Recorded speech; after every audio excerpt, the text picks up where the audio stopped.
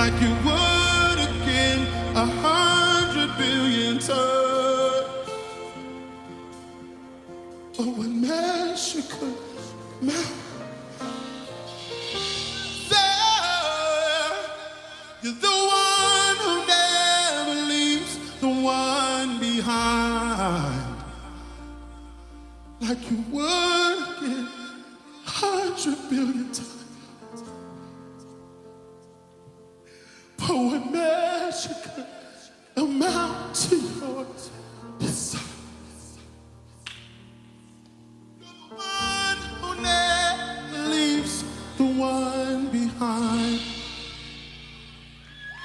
You're the one who never leaves the one behind.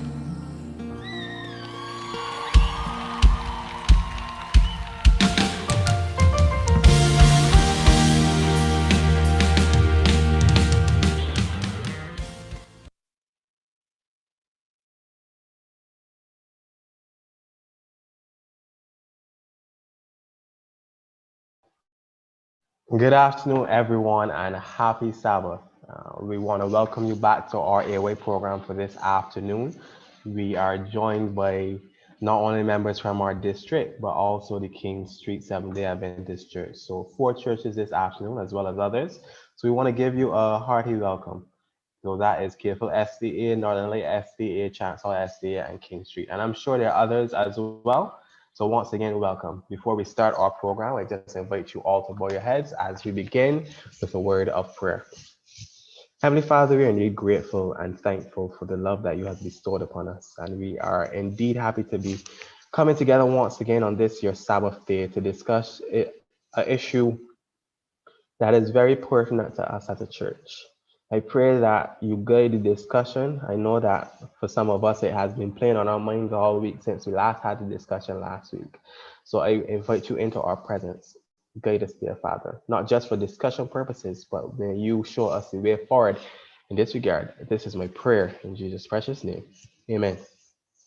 And for those who did not join us last week, we are actually on part 2 of our discussion about church discipline. Now, church discipline is a topic, an area which always evokes passionate discussion among our members. And we could not just keep it to one program. So as they say, it was so nice, we had to do it twice. But before we get in, or even recap what happened last week, we're going to go straight into our sound service for this afternoon, which will be brought to us by members of the King Street Seventh-day Adventist Church.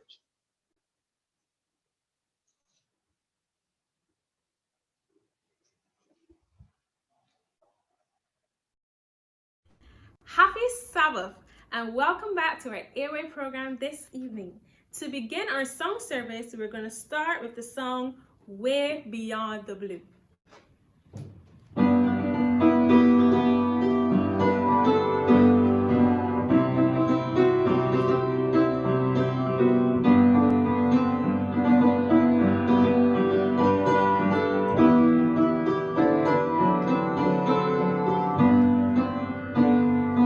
I've got a home in glory land that outshines the sun.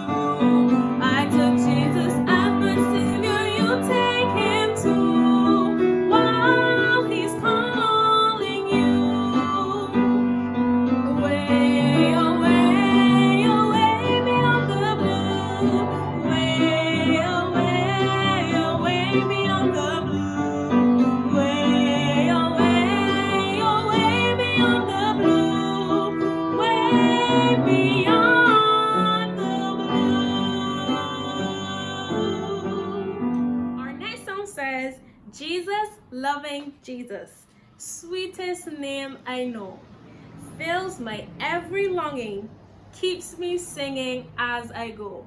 Our next song is He Keeps Me Singing.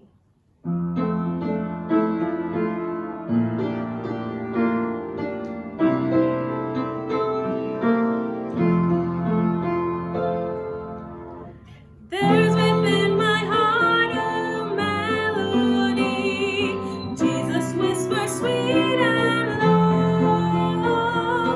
Fear not, I am with thee, peace be still, in all of life's ebb and flow.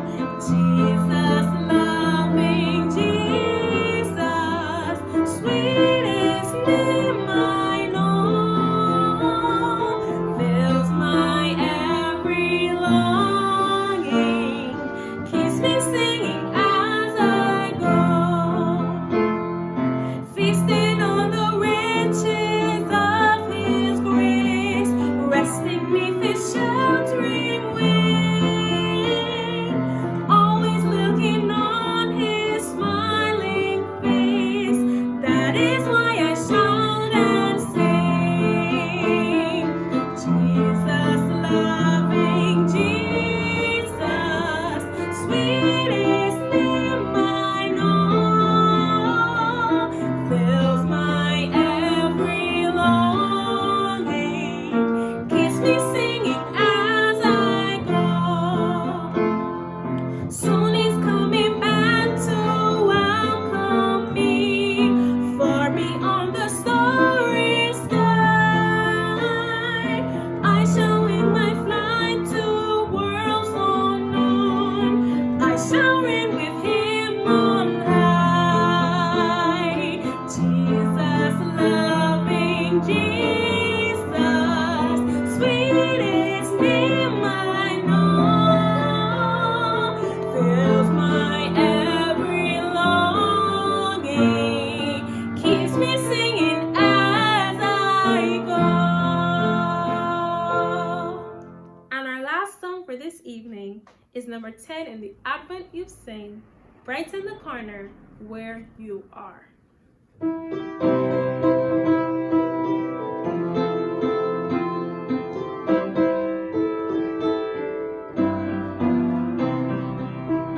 Do not wait until some deed of greatness you may do. Do not wait to shed your light afar. To the man in duties ever near, you'll now be true. Brighten the corner where you are.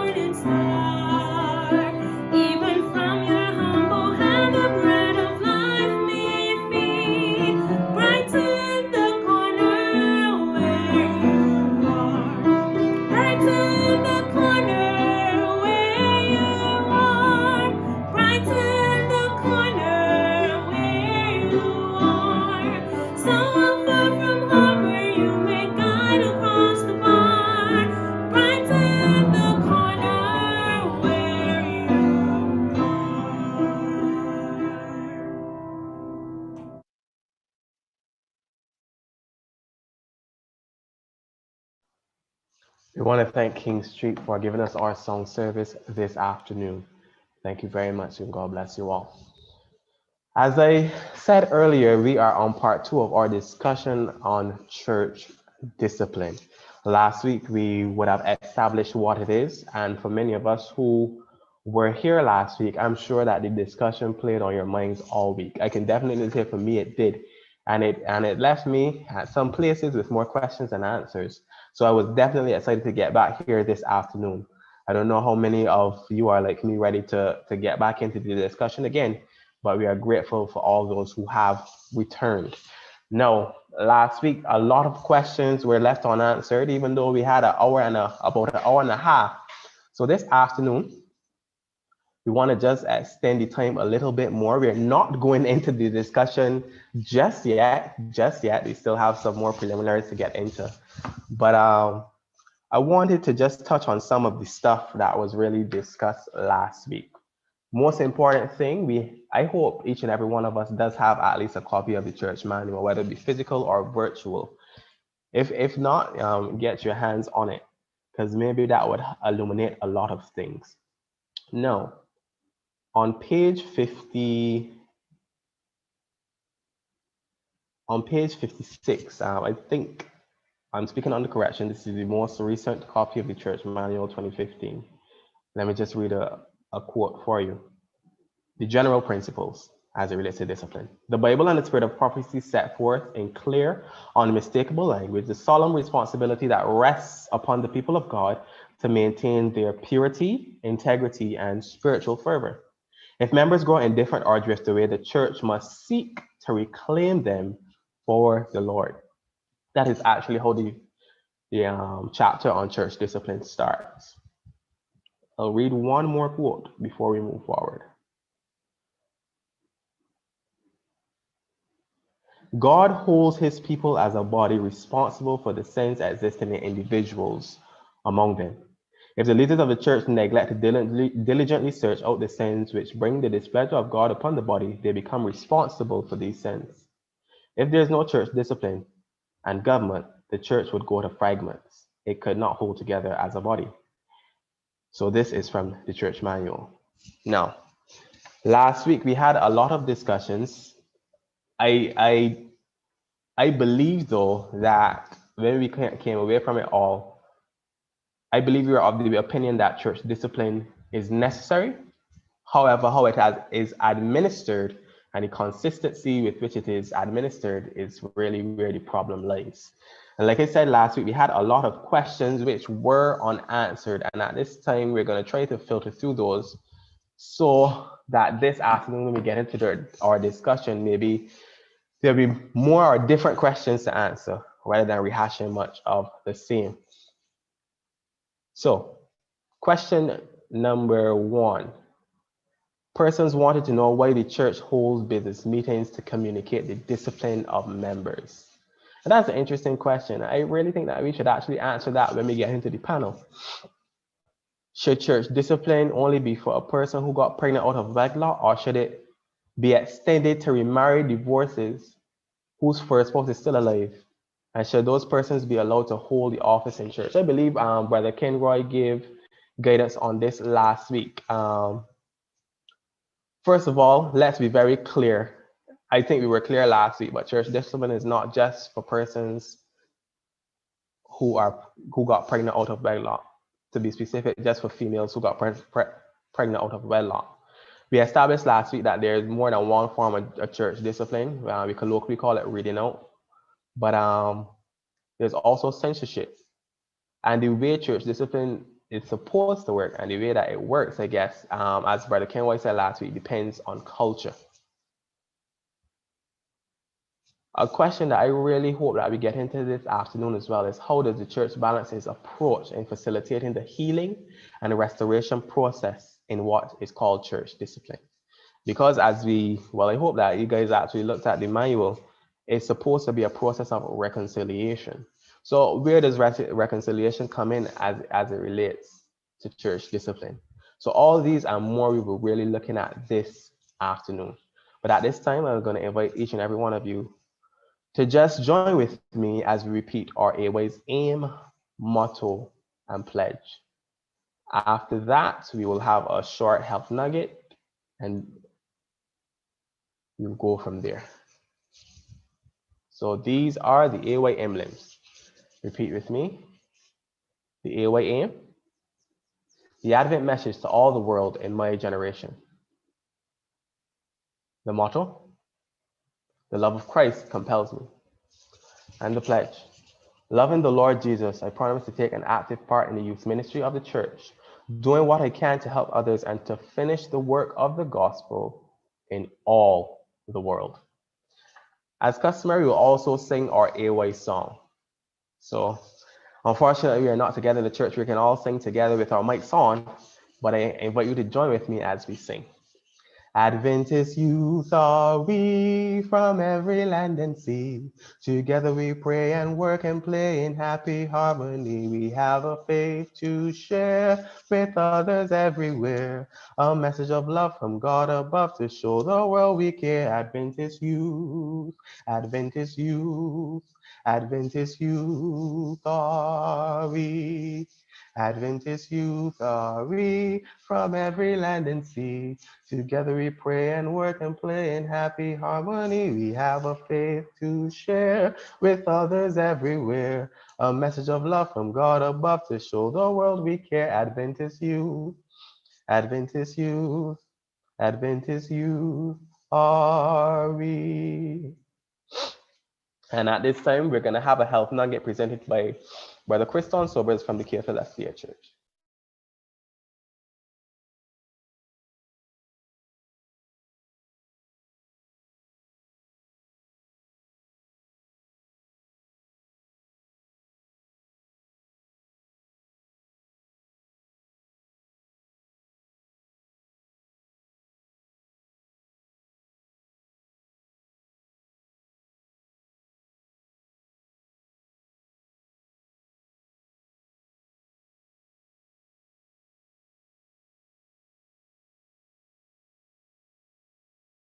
Oh man, and do I love some apple.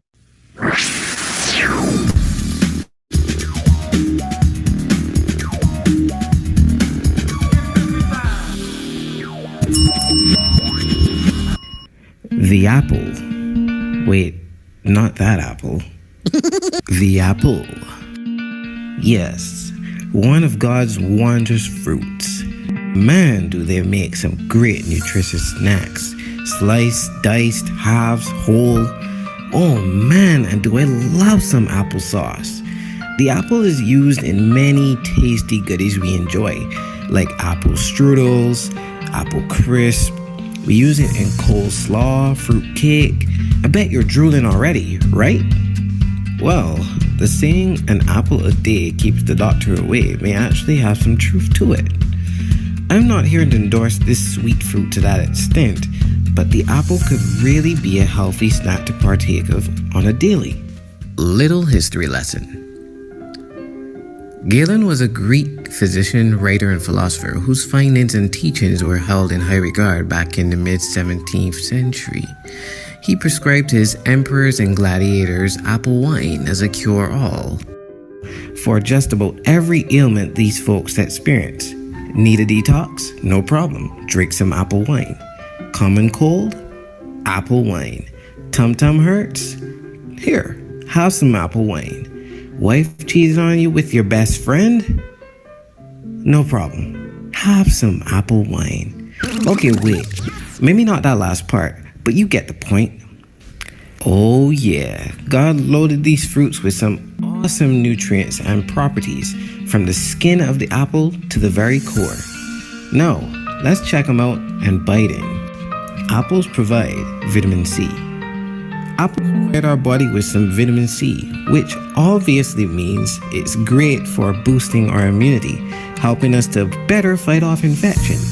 Due to the antioxidant properties, vitamin C can reduce levels of free radicals, which can cause damage to the cells of our bodies and increase our chance of suffering from various diseases, for example, heart disease or cancers. Research has shown that the vitamin C content of the apple has modest blood pressure and bad cholesterol lowering effects. Apples provide fiber. Apples are rich in fiber. Not only does this relieve your hard times on the throne of bodily waste, but it makes the fruit diabetic friendly too. The fiber helps to slow sugar absorption in the bloodstream, keeping the levels of sugar in your blood balanced. No sudden highs, no sudden lows. And cool tip, apples can also be used for diarrhea. The skin makes the number 2 easier to pass out. So, if you remove the skin, which is full of the fiber, the skinless apple may aid the runnings. Apples help with weight loss. Now it goes without saying, in addition to exercise, you want to lose weight? Hit those leafy greens and veggies, and of course, snack on lots of fruits. I guess the fiber is really a big deal because as it relates to losing weight, the fiber the apple provides makes you feel fuller for longer periods of time, and so you'd be less likely to overeat. Fun fact, a medium-sized apple provides us with about 95 calories. So keep an apple on hand, and next time you get those sweet cravings, bite into that apple like it were the junk food you wanted to buy. Now there's loads more information on the health benefits of the apple, like helping out with Alzheimer's disease. So if you want to, feel free to check them out. This is one of the many awesome fruits you may want to consider adding to your daily diet. Like eating an apple daily, praying and reading the Word of God daily provides nutrients and properties beneficial to our spiritual health. Daily study and prayer will lead to the purging of impurities and help us resist the pressures of sin. So, dearly beloved, let us cleanse ourselves from all filthiness of the flesh and spirit, perfecting holiness in the fear of God. Well, thanks for watching. This has been Tapping into Health with Chris. Until our next tap, God bless.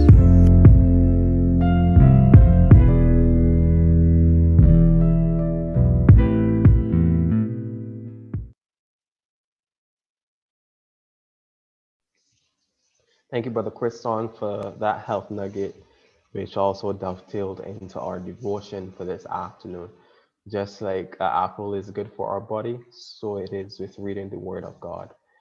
So I thank you once again, Brother Christon. At this time, as Takio was putting in the chat, we do have our Cahoots this afternoon. We have our quiz this afternoon, and we're going to go into our Kahoot session right now. For those who don't know, this is basically how we do our quiz or our activity on the Zoom platform. I think most of us are familiar with Kahoots by now. At this time, we're gonna get right into it. This afternoon's quiz is on David.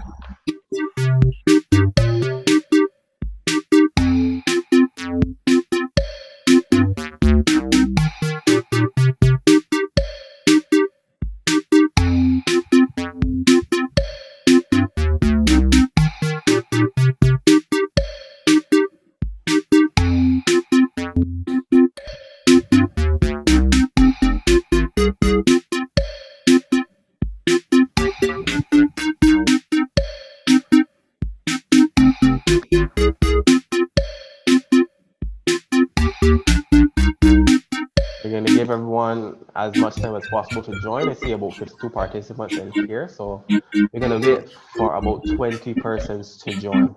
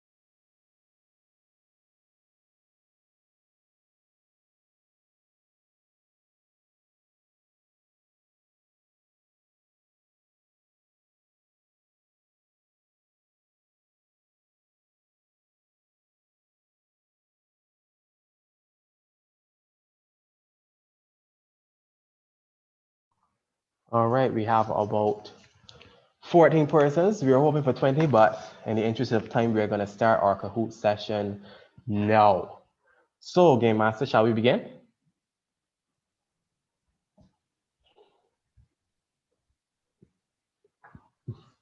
The quiz is entitled David Details. So it's all about David. So, question number one, which of the following was David's brother? Is it Shammah, Jesse, Jonathan, or Eliab? Shammah, Jesse, Jonathan, or Eliab? One of them is David's brother, but who?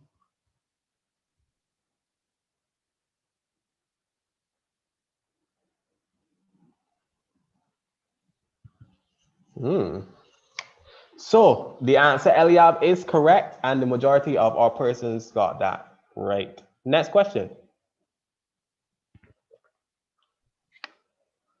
Rubber Ducky is in the lead. Rubber Ducky is in the lead. Wow. Question number two. Which of David's talents first brought him into contact with Saul? Which of David's talents first brought him into contact with Saul? Was it his talent as a warrior, a hunter, a writer, or a musician? Warrior, hunter, writer, or musician? And musician is indeed correct. Moving on.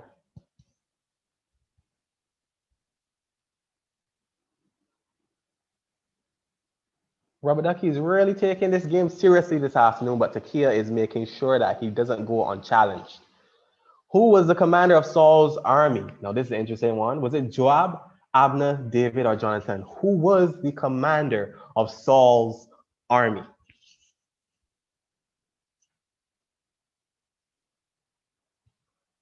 Ooh, that was a tight one, but 9 persons got that correct. It is indeed Abner. Oh, and Rubber Ducky is really trying to be the one this afternoon, but Takia is making sure he does not get away with it. Continue.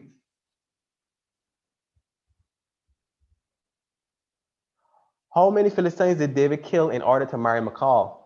How many Philistines did David kill in order to marry Michal? 100, 200, 300, or 400?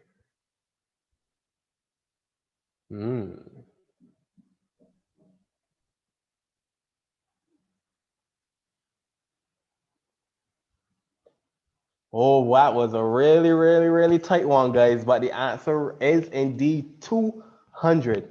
Saul asked for 100, but David came back with 2. And Rubber Ducky drops out of the lead, but Juby really took that one in stride. Continuing on, we have a new leader in late rounds. David obtained help from the priest at which city? An interesting question. Which city did David obtain help from the priest? Was it Nob, Bethel, Jerusalem, or Shiloh? Nob, Bethel, Jerusalem, or Shiloh? The answer is indeed Nob, and only one person got that correct.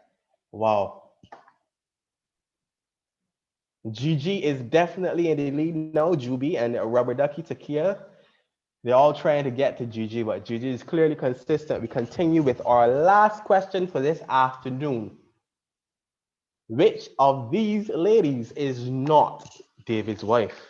Which of these is not David's wife? Is it Michal, Ahinoam, Abigail, or Tamar? Michal, Ahinoam, Abigail, or Tamar? And most persons got that correct because Tamar was indeed David's daughter. So how are the final standings looking this afternoon?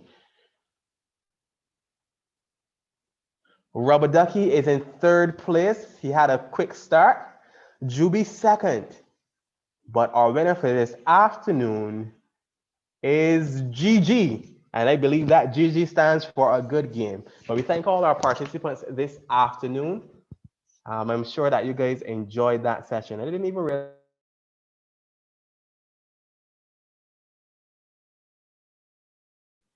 Chad, you muted. Yeah, I switched the video on and then turned the mic off. But thank you, Takia. And I want to thank all of our participants this afternoon. All the answers for this set quiz can be found in the book of 1 Samuel. 1 Samuel. TMR would be found in 2 Samuel. But yes, the book of Samuel, that's where you would find all of the answers. It's a beautiful book. I encourage you to study. And I hope you enjoy. So now, as I said before, To make sure we have as much time for the discussion as possible, we're going to try straight into our discussion this afternoon. Some of our panelists from last week are returning. Not all were available for this week. We understand that they have other commitments. But at this time, I'm going to invite the panelists on. You can turn on your video and acknowledge when I call your names. We have our Elder Emerson Graham. Thank you again for joining us this week. We have a new panelist, Sister Renella Bacchus. Sister Renella Bacchus, thank you as well for joining. We have, I believe we also have Brother Kenroy back in our midst again. Brother Kenroy? But, yeah.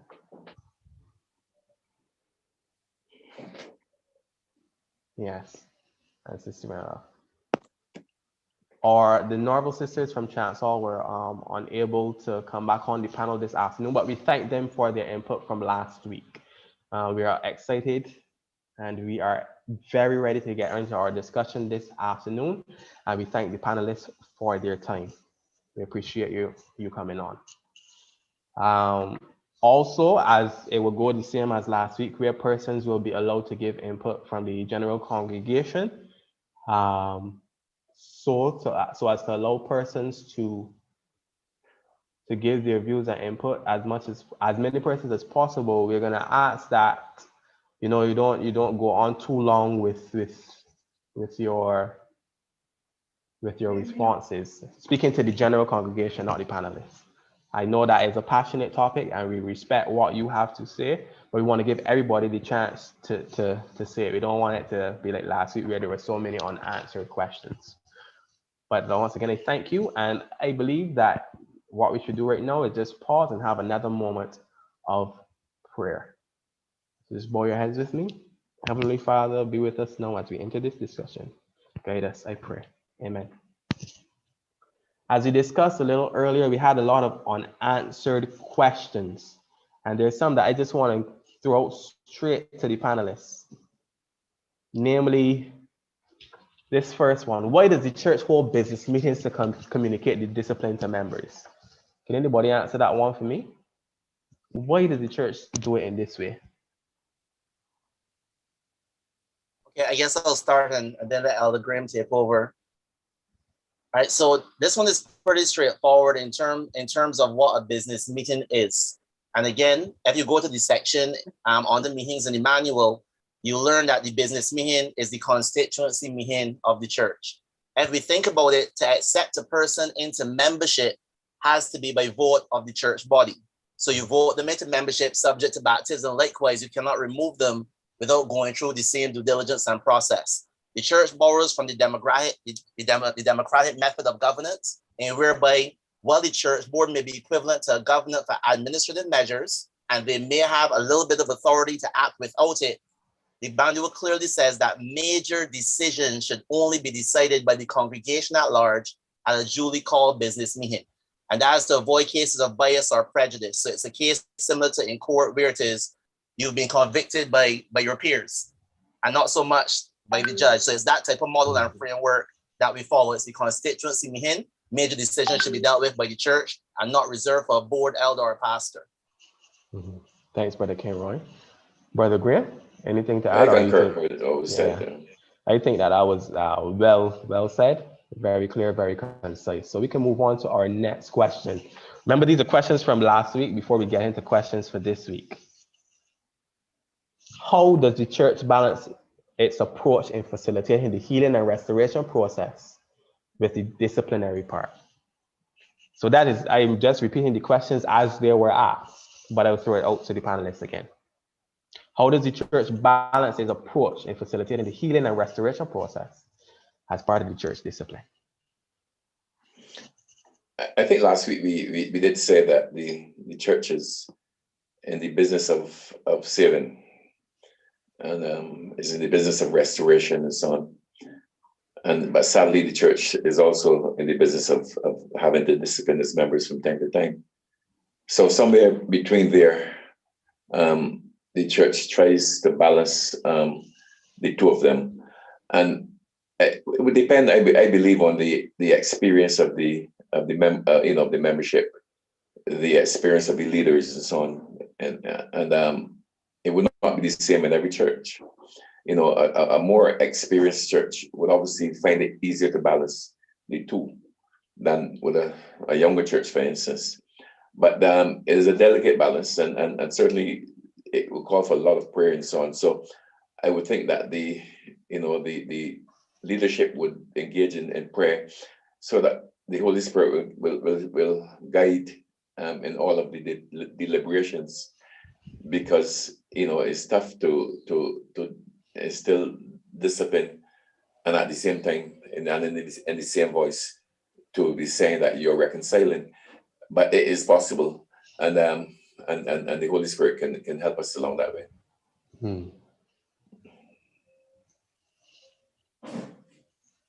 Okay, Roy, I'm assuming you concur. Yes, I agree exactly. I'll just add a analogy to hopefully bring it home to persons. And many of us here are parents, but we're definitely all children.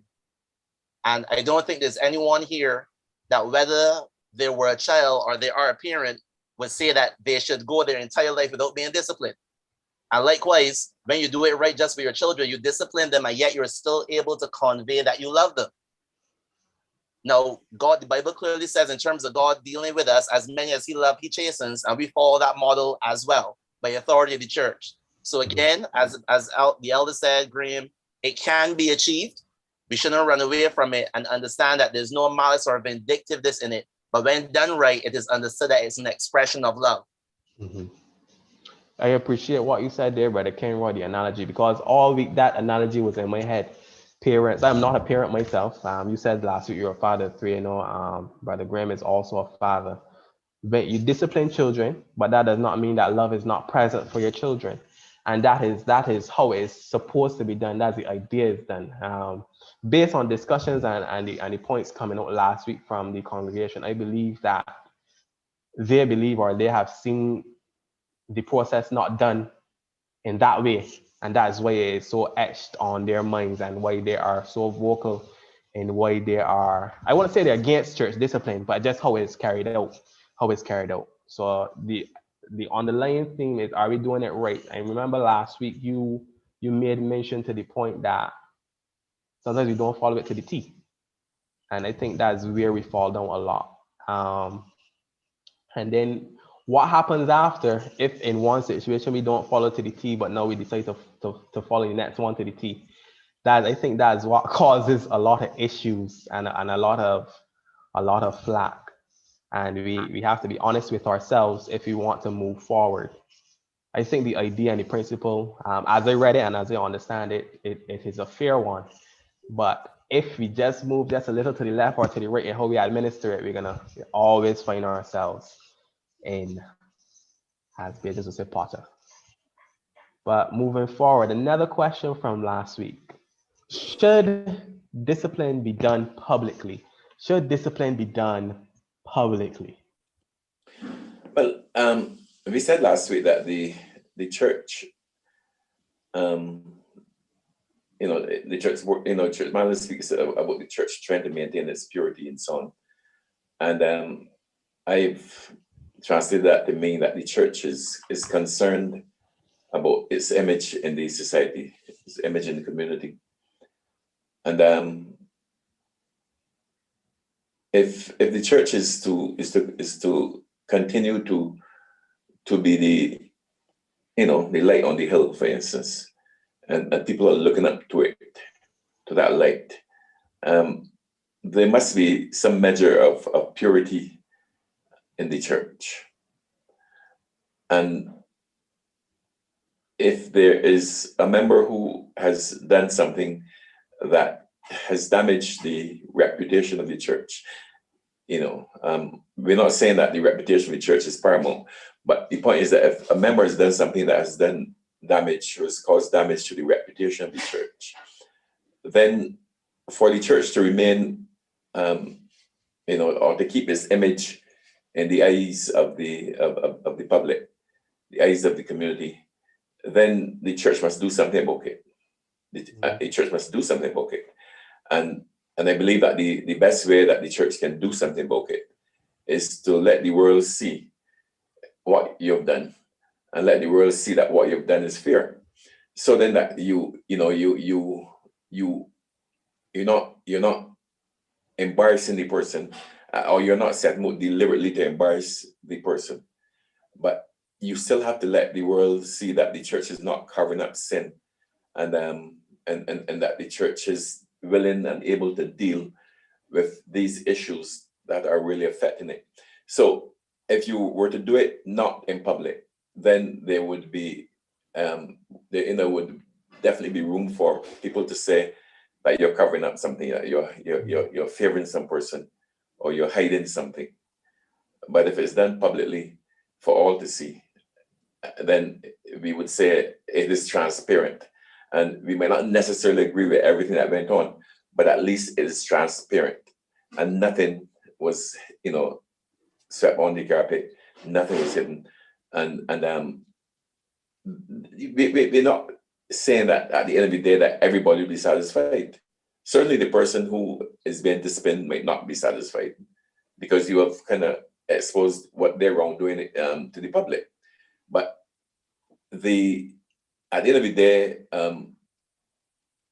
we're weighing how much hurt is going to do to the person who's transgressed, as against the hurt that is going to do to the wider body, to the entire church body. And somewhere there we have to find a happy medium. But both sides are going to feel the pain. It's sometimes very difficult. If you did it correctly, yes, you wouldn't have to say anything to the world. But it is really something that is hard to do sometimes, and we have to be again, we have to rely on the Holy Spirit, I would imagine, to help us, that even although we're in the public domain, that we are not forgetting that this is a soul that Christ has died for. All right, so Chad, I'll just add one thing. I don't want us to misinterpret what we count as public. So it does say that at the business meeting, it's only the membership that's allowed. They're not even visitors or guests. Even if the president of the East Caribbean Conference was to show up, he can't even vote. Okay, so public here, as Elder Graham indicated, this is within the confines of the church. Now, my question would be, again, it's an administrative action. Okay, this is not a case where it's just between one person. This is the pinnacle of discipline as outlined by the church. And again, using the same comparison I made with the democratic process of a country, can you vote for a leader in private? Everyone says it has to be you have to convey the process and the will of the membership. So public here is not in terms of guests, visitors outside, beyond different churches, but within your own membership. And I also want to add, Chad, there is one scenario when there's no public discussion, and that's when the member themselves request that their name be removed. In such cases, the manual clearly says that there's to be no public discussion on those ones. Yeah. No, but I think when I said public, I really mean public, because yes, at the meeting of the church board, not the church board, the church body, it is only for members. But we know from experience that is a very, very public meeting, and that does not remain within the four corners of the church. So it does become public. It does, by tomorrow morning, it is in the public domain. They people, this fellowship, ABCD, or there's people that read out ABCD. So that gets into the public domain. It should not be like that, but that is the reality of the situation. Yeah, fully agree, Elder Graham. I fully agree. So the point I was making there is that when it gets to that point, as you just said, it's incidental. But it's not that we set out to do it that way. We do it as it is, but we know it's going to get out, and persons are going to talk. Persons are going to say, look how the church treat that person, etc. So that's unavoidable, but still incidental. Yeah. Agree with you. Yeah, that part of it is not something we can avoid. People talk. Fair enough. But how we handle the process in and of itself is what really matters. There was a question, it was answered last week, but I want to go a bit deeper on it. How swift should discipline be? And there was an extra part of the question, is there a statute of limitation?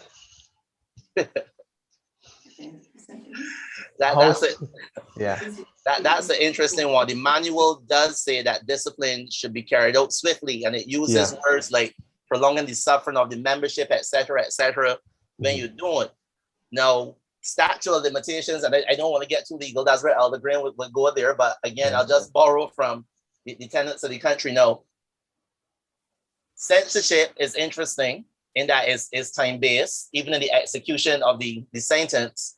Not so much with membership. The manual does not attempt to specify, and because I think we'd agree, the sensitivity of what may lead to you being disfellowship, you don't want to really sit down and write that in stone, Chad. Now, at the same time, what is the consequence of a church? So let's use a real example. Let's say someone committed a heinous act and it went undealt with. Let's just say it was not dealt with in any way that the church manual recommends that a church should deal with it. Mm-hmm. Now, you end up in a very ticklish situation where you come 5 years, 10 years later, and you're basically now asking, should I now quote unquote discipline that person for something that's 5 years hence? Let's further complicate the matter, because this can go so many directions, Chad. Let's further complicate the matter, and let's say that because the person was never officially removed, they continue to operate in their office, in their capacity, long after that action actually took place. I just want to, and we are saying that there's an action that is already known to the church, right? It's not that it now came to like 5 years later, right? Correct. Already known, pretty much just not dealt with, but just stood there. Now, again, Chad, I'm not one of those persons that like to make umbrella statements, because then we'd have to get into what the actual action was. Did it come back up in the public domain? Was it? I think the example that Elder Graham used last week was it so heinous that the person killed somebody? Let's use that. That's extreme. The person killed somebody, or the person raped your mother in the same church. No, those things are not easy to deal with when you have to, because the effects of what was done may still be continuous. So, Chad, I know this is going to sound a little bit like a couple. I'm going to say it depends. There are some situations, Chad, where I would honestly say the church should just formally meet and let it be, depending on what it is, and notice that the person has continued. And then obviously, the person is going to accuse us, or we're going to punish someone for something that God has already forgiven. And then there's some other ones, Chad, that may have some more severe, long-lasting effects. In fact, the person may even still be carrying out or just go to jail for those actual actions. And then how do you deal with that? The first thing coming back, even though it's years later. We cannot make one single proclamation on those things. As Elder Graham said, you have to let the Holy Spirit lead. And in my opinion, Chad, take those case by case. Elder Graham, you want to weigh in there? No, I agree totally with you, because the principle really should be that if something happens in the church that is of a grave nature, then the church board should deal with it as quickly as possible. But there's some matters that that you can't deal with them immediately, and we always harping on the pregnancy. But for instance, if a young lady is presumed to be pregnant, I think the church would be presumptuous to deal with that matter until they see a child. You wouldn't want to deal with that, although to the naked eye she is pregnant. I think you'd be jumping the gun if you went ahead and assume that she is pregnant. That's that she came and told you that she's pregnant. Because there are a number of people who there are conditions that I've read of where women who want to be pregnant take on the appearance of being pregnant, have all these symptoms of being pregnant, but they're not pregnant, and you won't want to find yourself in that situation where you are dealing with something that does not really exist. So if you heard, for instance, or if you saw in 3 months that the young lady was getting bake, and you assume that she was pregnant. I think the church in its wisdom would wait until there's a child, and then would deal with the situation. Otherwise, you could find yourself in trouble. And there are others like that. So you would have to deal with them one by one, depending on the circumstances. But there's some, I think the basic principle would be that as soon as possible, the church should deal with the situation after the church has become aware of it and is absolutely certain about it. Then the church should deal with that one as soon as possible, because you don't want to have a member still, carrying out duties in the church and so on and so forth. And then 2 years down the road, you call them up and say, well, 2 years down the road, so happened. We're not going to deal with that. That's a stain, really, I think, on the way that the church is being managed. Right now in Barbados, the Caribbean Court of Justice would always be complaining that our courts are really behind time, trying people 5 and 6 years after they've committed their offense and so on. And they are always trying to urge us to get ready to get to come up to the plate, because we like back, a man killed somebody in 8 years or 10 years after he's coming to trial for the first time. That's not really what justice is. So it's similarly in the court. So the sooner the better is for the church and for the individual involved. Mm-hmm. I have a question coming in which tags on to, because if we're being honest with ourselves, normally we initiate this process because of pregnancy, as we discussed last week, is because I guess there's that one is more often than not beyond reasonable doubt in most cases that something has occurred. Someone has asked, do we discipline because of the pregnancy or because we're breaking the seventh commandment? Well, we discipline because of the breaking of the seventh commandment, but we only know that the seventh commandment is broken by the pregnancy. So the two of them, I would imagine, hand in glove, and they can't get away. So, the short answer to that one is that the two of them are essentially the same thing, but we do discipline because the person's broken the commandment. Okay. But let me just go on to say that there would be similar cases of people engaging in that same type of sexual activity, and there's no pregnancy, and so they would have broken the same commandment. Yeah. So that's why I'm saying that in this case, you're certain the person breached that commandment because of the pregnancy. But you're not saying that there are not other young people or older people or whoever who are also engaged in that same conduct and who've broken the same commandment. Okay.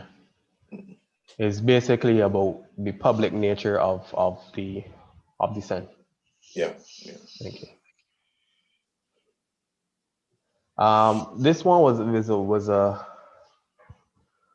one really brought out a lot of discussion. It said, in these matters of discipline, I think there's one that we touched on, but I just want to be clear on what we're saying.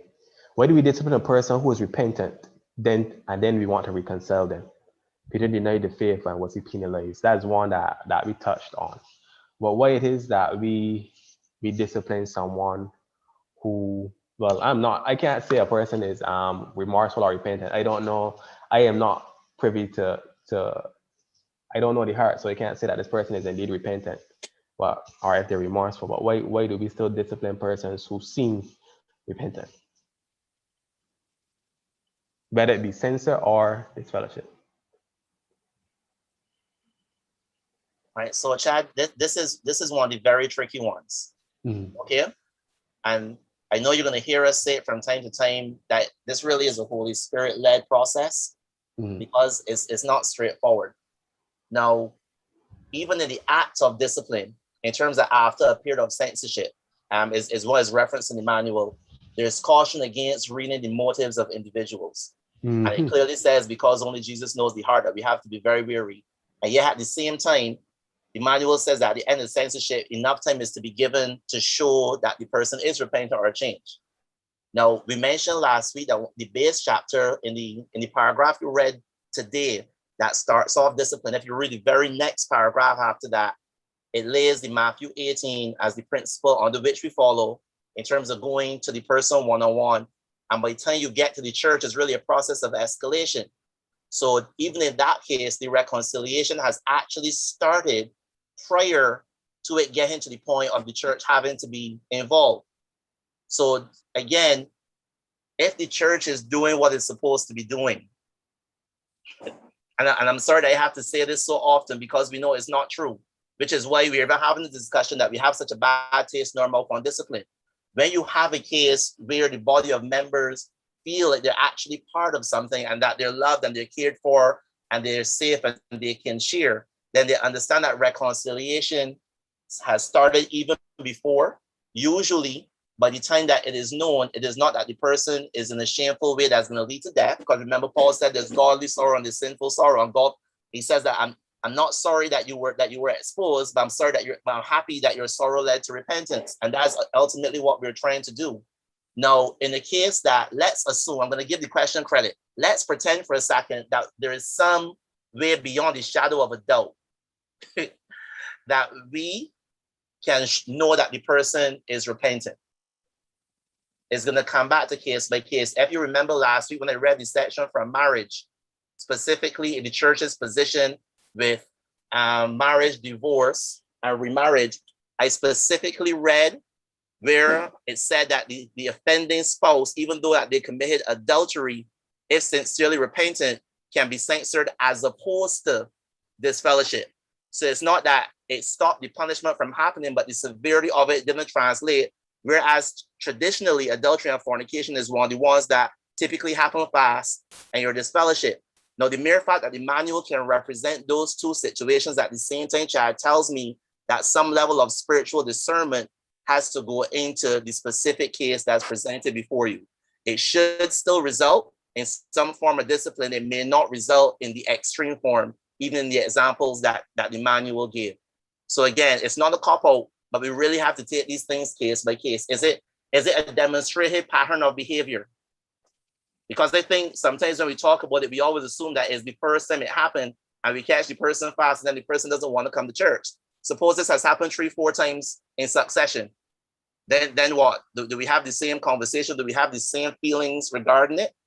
And then at the same time, if a person has inadvertently made a mistake, and we like to harp on the pregnancy, but there are other ones that may result in that, is it that we want to tell the person when they're at their most feeble and they need the church most that you can't be a part of us? It's a delicate balance, Chad. There's no easy way to go through this. But like I said, it has to be done with spiritual discernment. Discipline will still happen. It does not have to be the extreme case. That's how I summarize that situation. Yeah. Okay. I'm sure Elder Graham has some thoughts he wants to share there. But I think he has actually expressed this example last week as well. Mm-hmm. Well, yes, the thing about discipline in the church and the church manual and so on is that we're living in a dynamic situation where things change from time to time, and the draconian methods that we may have used 100 years ago, we might not necessarily use today. We're not saying that the injury is less serious, but it means that the society does not view it the same way. A classic example would be this: if for example, a Seventh Adventist in good and regular standing started to grow medicinal cannabis,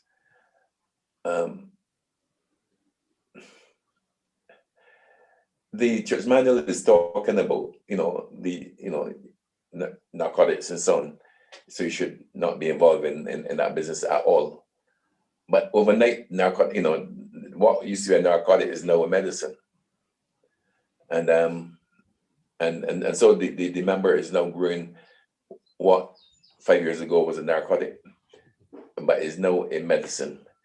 I don't think that the church would continue to view it the same way that it was viewed 5 years ago, and it's not that the church has watered down with standards or any such thing. Is that the change, a change has come about in the culture of the place where you're living, which now makes whatever being repugnant 10 years ago is no longer like that. You're not seeing it, you're not viewing it the same way.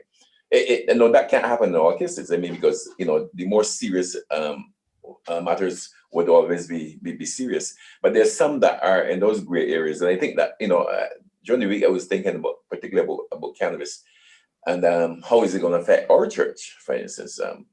I remember many years ago when it was a Wednesday at church, and we were talking about Seventh Adventist dealing alcohol and so on, and I was young then, and I came up with a great idea that all of these Seventh Adventists in good standing, who are into agriculture, who are growing sugarcane, who are also producing molasses by growing the sugarcane, who are also assisting in producing rum, and they're gonna regular standing. Do you go down and say, brother, so and so, you have to stop planting sugarcane because sugarcane is used to production of rum. So I think that you look at all of them, and over time your view might change as to the level of discipline, or whether there's room or need for discipline. I hope I'm not too radical here, but I am just looking at these new things that may be happening in the church, and so a person looking back from 10 years down the road will say, you see, the church is now getting soft. It has 10 years ago, the so-and-so person was dealt with in a particular way, and now look what they're doing. The church is getting soft. It's not that the church is getting soft, it's that the societal norms have changed, and so the church is part of society, and these changes will also be manifested, in my view, in the church. I want to support that point, Chad, because one of the late questions that came, because we spent so much time obviously on the most popular example, were the other reasons you get discipline. Now, I don't remember if last week I made a joke, so continuing on Elder Graham's point with the alcohol. Now, once you're involved in the production or the transaction of a sale, it says it's a disciplinary offense. And I made a joke last week, when have you ever seen a sales clerk being read out? But if we were following the manual as it was, they should be read out. If you publicly lie, misappropriation of funds, give a false statement, that's a discipline offense by the same token. And when have we ever seen that? And again, I just want to reinforce it's a sensitive topic. The two ultimate points of discipline, as specified in the manual, I'm going to say a little different than last week, correction and redemption. Okay, that's what we're trying to achieve. And by so doing, anyone that's involved in law or the legal system, whether at the constitutional level, policy, legislation, or the associated articles, you know that from time to time you have to revise, because the application of the law as the context changes. Sometimes you get a different understanding of how it should be interpreted, or if you have to port it to a new situation. So Elder Graham mentioned cannabis. Is the church going to hold the same stance when cannabis becomes decriminalized for a certain amount? Or are we going to continue as it was written, because we understand it might still be dangerous?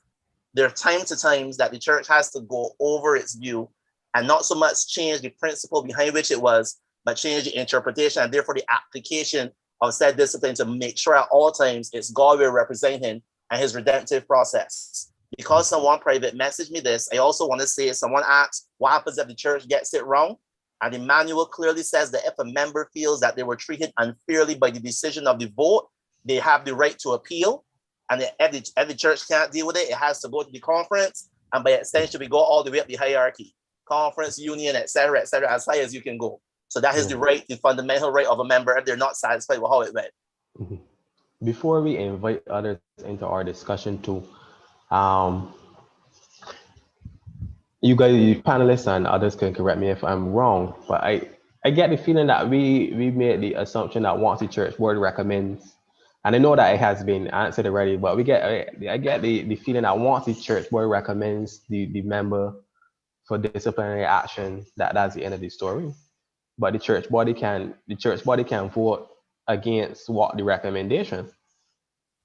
So at the end of the day, the church body really, I don't want to use the phrase holds the cards, but in their dispensation, it could be that the person is not disfellowshipped or censored or anything. It really it goes to a vote. No, I'm not saying that voting not to disfellowship might be the right or the wrong way, but I'm saying that the church board is not the final end all and be all. I don't know. I don't know if other persons who are listening on are of that mindset or of that assumption. But I just wanted to drop that in there. But Chad, if that's the case, let me say again, it's unfortunate. Mhm. I've had at least 2 experiences in my life. I was born into the church, so I've experienced at least 2 occasions where the vote did not go the way the recommendation. Mhm. So I've experienced that some persons, as you say, they do it automatically. Let's be real. Some churches don't get more than 10 persons showing the business meeting anyhow. So usually that's with the same board members. So again, it's unfortunate sometimes that Elder Graham said we gotta keep it real. This is the reality of what happens. It's not what's supposed to happen. But I've seen it, Chad. You don't have to take the recommendation of the board. You may disagree, or worse yet, it may be a case where the person rightfully should, but y'all just don't want to do it. It resides with it. The whole thing here that God is holding and transferring his authority to the church is the process by which we come to glorify God. I understand that whether we're ultimately right or wrong in decision, the process in and of itself must glorify God. It should not be corrupted in any way. So simply because for whatever reason, the church board may want you disagree, you go and you exercise your right. And just for the record, Chad, while we don't recognize lawyers, the person is allowed to bring witnesses to represent their cause. All of that is there, even though some persons may never have seen it done. Thank you. That was the end of our questions from last week. So now we're going to invite more members from the congregation to get involved. There were a couple of, yeah. There was a question that you said earlier, the second one regarding this fellowship for marriage. The person was contrasting pregnant.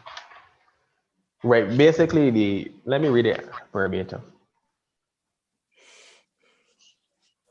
Should church discipline only be for persons who got pregnant out of wedlock, or should it be extended or to remarried divorcees whose first wife is still alive?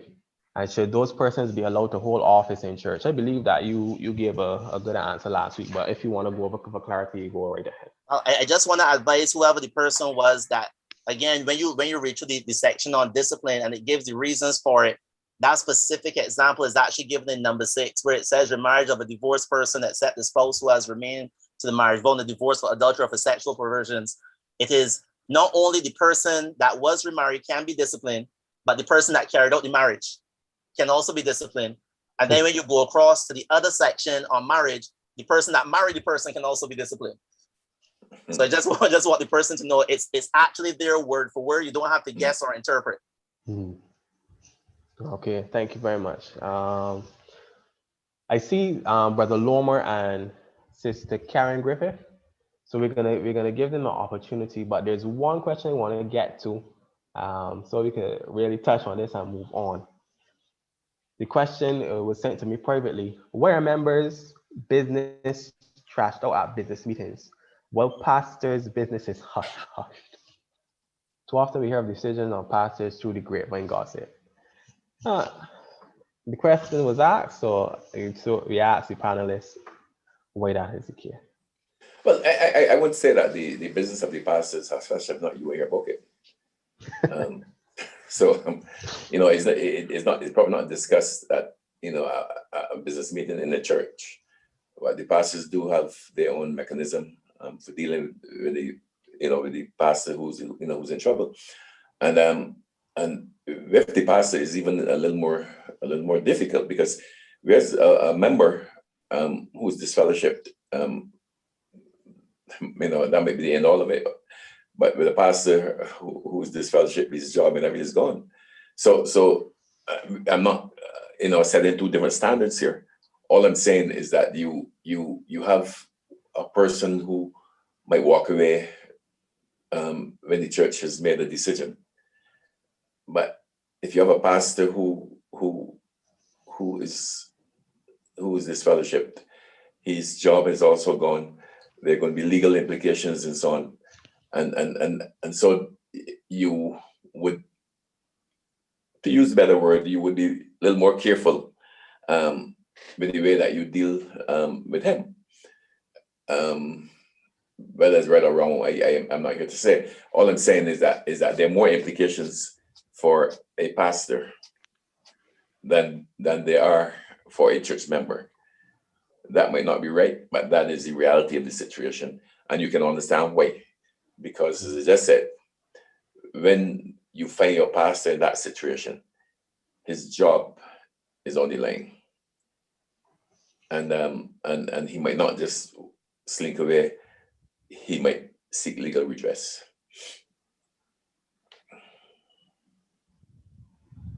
I support what Elder Graham said. So again, it's not, the pastor is a member of the church and therefore he is subject to the same church. Let's understand what the manual is. The manual is something that governs all Adventist churches worldwide. The pastor has global scope and it is effectively our constitution. So he's subject to the same disciplinary measures, sometimes at a different level. However, we understand that by virtue of being a man of the cloth, the Bible did say, as for the case of Ellis, that any accusation against Ellis has to be brought by 2 or 3 witnesses. So that is the respect due of being in the office. What they will tell you is be careful then who you put to be your elders, because that's the respect and the trust that you give them. But they're not above it. There are other factors there. So again, I think this is a case where the person who's asking this question or concerned about this is concerned with the way that the punishment was meted out, or the story was tried to be hush-hush, or whatever the case is. And at the same time, again, I can think of at least 3 incidents in Barbados over my lifetime where it was a very, very public matter in terms of the person actually being removed from office and not being named as neither a member or a pastor of the Adventist church. And just because we're streaming, I won't call those names in case somebody goes Googling for research. Now, at the end of the day, I don't want persons get too caught up in terms of whether or not the church is doing a good job. Let's get back to the whole concept of God meting out discipline. So I'm going to say this to everybody that's listening, either on Zoom or on YouTube. Even if, in your opinion, the way that the church dealt with the situation was harsh, unfair, or in your opinion, just downright wrong, please know that God is still the ultimate judge of the situation.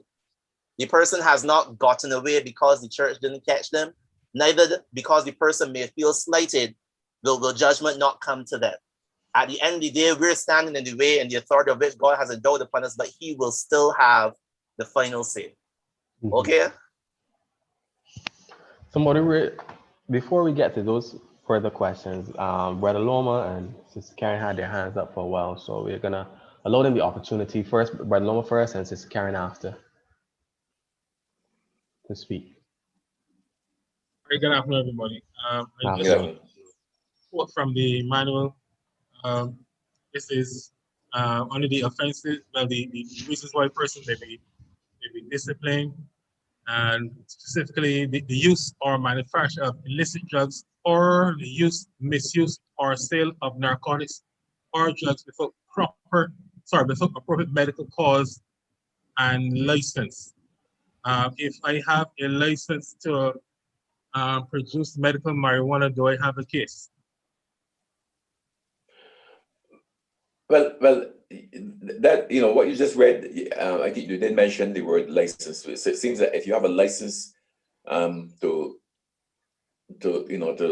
grow and to manufacture and to sell what we used to, because if it's become a medicine, it's no longer narcotic. So you're, in my view, you're safe if it's no a medicine, and that would be true of everything. The minute it comes into the realm of medicine, is no longer a dangerous drug, is no longer a narcotic, and so on, and therefore it would not fall under that category of drugs as contemplated by the church manual. So now that we are looking at medical marijuana in Barbados, then, and you have a license to produce medical marijuana, I'm saying that you're going clear, because the church will not be able to. People may frown on it, and people will frown on it, but I don't think that that there is any room for any person trying to discipline you as long as you have a license to produce this particular drug.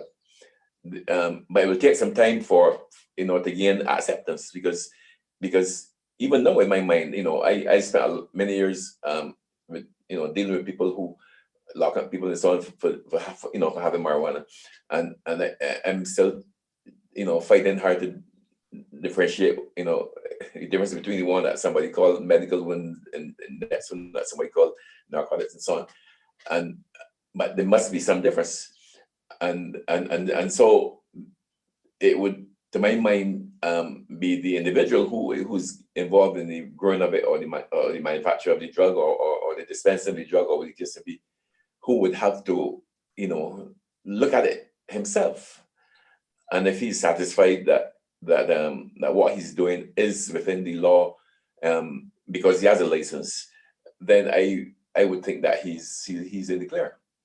But if he has a license and is still not satisfied that he's doing the right thing, well, then I would imagine that it would be best to try something else.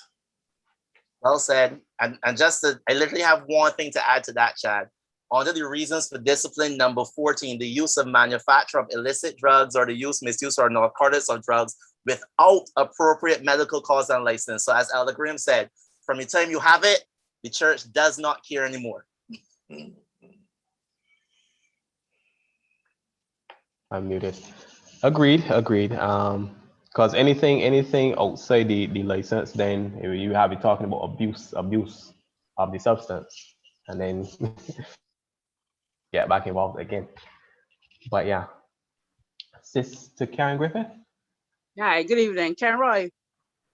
As you know, before prior to getting baptized, I was a butcher, and I cut up all kinds of meat. Now I'm a licensed butcher. What about if I cut in? My job is cutting up meat. So if they bring pork to me, I don't use it, I don't eat it, nothing of the sort. I'm still eligible to go to the board for that. Because Okay, this is a whole different thing. That's okay. Since you call me out, no. There is nothing there. Number one, in terms of the manual, in terms of that being a disciplinary offense. Well, the membership for sure will do everything to encourage you to avoid that situation.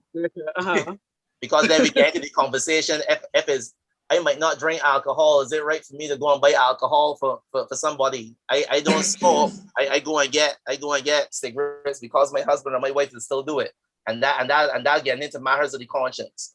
So again, that one is not specifically listed as one that you can be disciplined for. But here's how I like to represent these situations, Karen. And please, everyone, I'm not representing church manual. This is me from my years of experience as an elder and a member of the church. We as Christians are not persons who like to walk along the edge of the cliff. Okay? We are persons that like to stay as far from the edge of the cliff as is possible by principle, because we understand it's safer there. We understand that when we do too much tiptoeing near the edge, just like Lot, sometimes it's easy to go off on the other side. So again, I'm not saying that it is wrong or disciplinary offense. What I am saying though, if it is possible that you can gravitate or graduate beyond that, I would encourage you to do so. That is me, not the church manual. Understood. Yeah, I agree with those sentiments as well. Well, there is a I think I'm still on correction here, but I think that there's a text that God says that you should not even touch it. So I mean,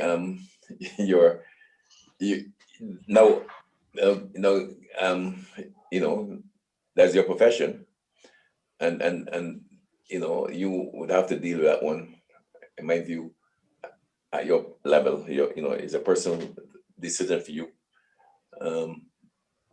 because I can always say what the Bible says, that you should not even touch it. All right. We have a lot of questions in here already. One of the questions, I know that it has been answered already, but just for the benefit of the person asking the question and for clarity, the question is, why don't we discipline the brother for fornication or adultery? Why do we not discipline the brother? Or do we the question as it is, do we discipline the brother for the fornication or adultery? Well, the man, Yeah, the male. right? Again, it has to do with proof. You know, if let's say that there's a boy in your church who's friendly with a girl in your church, and the girl becomes pregnant, and everybody can see that the girl is pregnant, and therefore there's no problem there. And the boy see child is not his, you know what she's talking about. You know, your hands are tied, really. Your hands are really tight. I mean, he might be lying, but your hands are tight. Mhm. And I don't think that you should tell him, skip you come, we gotta go and get a DNA test. And let us see if that child is really yours or not. Because, you know, I suspect that if he says the child is not his, you know, it's left now for God to judge him, and we have to leave it in God's hand, because we can't really we're not policemen, we're not out there trying to catch people who commit sin, you know, and that's why I said from last week that you know, the idea of discipline had to do with our image in the community, our image in the society in which we live. You know, apart from the fact that, you know, that the church must be pure, the church must also look pure, must also appear to be pure, and so you can deal only with those ones that you can deal with. You can't deal with all of them. You really can't. Take, for instance, you know, nobody's asked what this one yet, but you got two brethren in the court fighting each other. Mhm. It you know, doesn't look good. It doesn't look good. But how are you, if the judges are finding it difficult to determine which of these two brethren right or wrong? How are you going to decide which brother you're going to discipline, or are you going to discipline both for going to court? And if you discipline both, then you might be you know, doing an injustice to one or to both. So although that might, you know, be one that is mentioned in the church manual and so on, it is very difficult. It would be very difficult for a church to be able to say, Brother Graham, you're the one. You're the one that is wrong. You're the one who are wrong. We're going to discipline you, and Brother Boyce, you are the one. You're right. So you right clear. But the church can't know who's right or who's wrong, you know, except the church set its own court and do its own trial.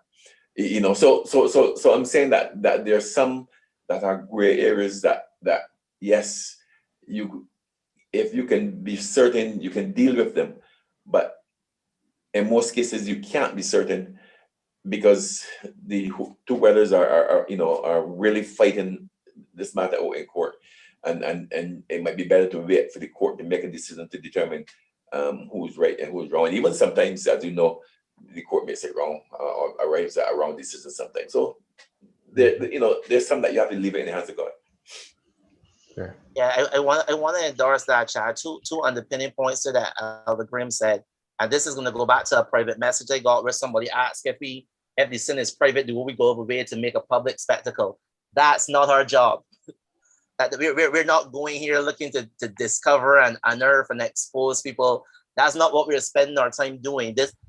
Anytime that something gets to this point, by us, I can tell you, as being a member of said board, it's a regrettable offense. You don't want to have to deal with these things, you know, Chad.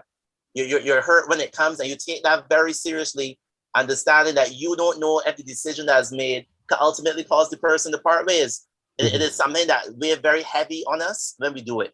So we're not going over our way. The burden of proof, as Elder Graham said, if it's basically not obvious, the other way of saying it is that we can give the person the benefit of the doubt. Notwithstanding, I can count at least 4 occurrences on my hand, Chad, where men in my church were disfellowshipped for adultery. So again, it has happened. Okay? Okay. I also want to reiterate the point about reconciliation, because I get the feeling, based on discussion from last week, that persons believe that the engagement should begin when somebody get a letter to say that we bring you forward to the business meeting for discipline. The engagement should begin long before that. The engagement should begin long before that, as you have said multiple times. But I guess reinforcement is really key here this afternoon. So I'll give you a chance to just speak on it one more time. That's no problem, Chad. Again, what persons are struggling with is how it should be carried out versus how they have seen it carried out. Right. Okay. So the mentality of it only starts after or post discipline, it is more deep rooted than discipline. So I'm going to expose a little bit of the church business, but I'm sure anybody that's on board know what I'm talking about. Sometimes I shake my head, Chad, when the church body, we vote and we elect some person, we put them in office.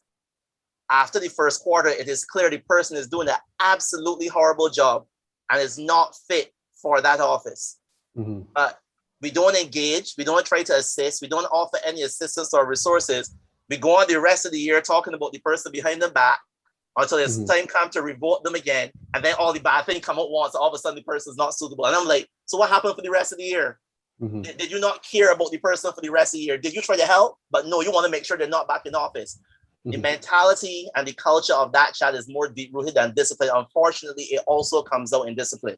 So let's understand there are certain tenets that from the time the church formalizes the process, we have already failed.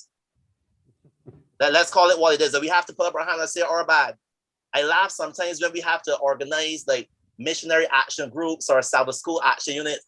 From the time you have to organize and tell people, okay, you know what, you should be going out there and win members. Okay, you know what, you should be friendly when persons come into the church. From the time it becomes an organized activity, Chad, it has already failed. Now, our responsibility for all members starts, honestly, sometimes before, but officially from the time the person becomes a member. It starts from then, so that in the event that an unfortunate occurrence, like any of the things mentioned here, should arise, the person understands that for the most part, accepts the discipline as part of the process, and not that the church all of a sudden lists you as a black sheep, and then after they kick you out, they're gonna move hell on earth now to start bringing you tracts and start bringing you gifts and invite you to every crusade. And you know full well that when you were in there, it was as if you didn't exist. We gotta put up our hands and say our bad for that. If we do it right, there would be less resistance to accepting disciplinary processes by the time it gets to that point. It's true. That basically was gonna lead into another question: is what role does the church have to play? How does the church go about admitting that they handle the process wrong? Is it a public admission, or admission at a business meeting? You know, I'm being very serious, because the truth is that we are here this afternoon having deep discussion about it because the church at some point or at some way does it wrong. Now, we're not saying that even if we do it right, we will not get a talk back, feedback or anything. But it seems, even from hearing the emotion in the discussion, is that the church really does it at some point or in some place. There's a breakaway. As I said earlier, from the moment we move to the left or right, we can find ourselves in a problem. This is a very thin line we walk when we do this. And what you said is so very true. From the moment that I had to get there, we failed. And you even shared more from, which means that I don't know, for some of us, all we see is feelings, really, rather than the correct procedures and a lot of things that we do as a collective organization. I'm going to give you an example. One of our more recent examples, without calling anything. And I've had the pleasure, quote unquote, of seeing the situation where we got it wrong. And in this case, the pastor came forward and addressed the entire church and let them know we got it wrong and we messed up. And it is now time to get it right. Now, I'm not saying that this is a template for anything. I'm one of those persons. If I cite the same example of when Paul called out Peter, my general principle, Chad, is in the same form it was committed, in the same form should the apology be given. That is my general principle. I stick to that, and anyone I teach or associate with, I hold to that. Because it would be unreasonable of you, and I'm going to say it the other way for the naysayers, to public humiliate me in front of everyone and then privately apologize. That is out of place. I don't know if Elder Graham has any thoughts from his experiences. I literally have that one. I mean, justice demands that if you were wrongly, accused, well then, and it reaches the public domain, then if you're gonna be you know, if you're going to try to get the person back, at least the where they were before, can't get them back there. But if you're going to try to get them back to where they were before, it would also have to be a public apology to that person. Mhm. Thank you. A question was asked about private sin, but I want to reiterate that we can only deal with things that are beyond the shadow of a doubt. But everything else has to be dealt with by God, really. Brother Van Kooten, who shared a lot last week, I'm just going to read his comment, and then I have a question about marriage between Adventists and non-Adventists. So let me read Brother Van Kooten's comment. We have to be very careful on the matter of discipline, and all avenues must be exhausted because forgiveness must be found in the church. Judas was a thief, and Jesus knew that. Was he censored or punished? Who among us can cast the first stone? And that brings and links into another question somebody asked about basically the whole situation with the woman caught in adultery, and when Jesus asked, "He who is without guilt cast the first stone." Basically, the question is why as a church do we not fall on this as a principle rather than rather than using from other texts? Well, as I said last week, the church when the you know the early framers of the rules for the church sat down, I believe that they had to determine whether they're going to go that route. You know, nobody is without sin, so nobody can cast any stone at all. And of course, they then had also to contend with what we read last week from the Apostle Paul. So somewhere in between there is where the church decided that, you know, that they would operate from. So all of I believe that if from one extreme, you know, either extremes would have to be right, and anywhere between the two extremes would also have to be right. But let's look at the one, for instance, with Jesus saying that the wheat and the tares should grow together. Maybe somebody would ask, why don't we follow that one? Why don't we let the sinners and saints sit on side by side, and eventually God will separate them? Or somebody might argue this text that we just heard, that, you know, he that is without sin cast the first stone, and says none of us is without sin, then none of us can cast any stone.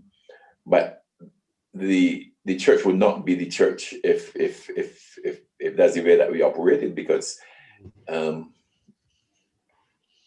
you know, the light would go, you know, the light would go, and the salt that we're supposed to be will lose its savor, and we would just be an organization in the community, like, you know, Windsor Sports Club, but not even like a sports club, because I mean, even in a sports club, they would tell you what you can do from what you can't do, you know. So if you are in the church where nobody is going to tell you that what you're doing is wrong, or nobody in the church can tell you that what you're doing is wrong, we would have lost our rule for being around. That's the truth. Right? That is my way of saying it.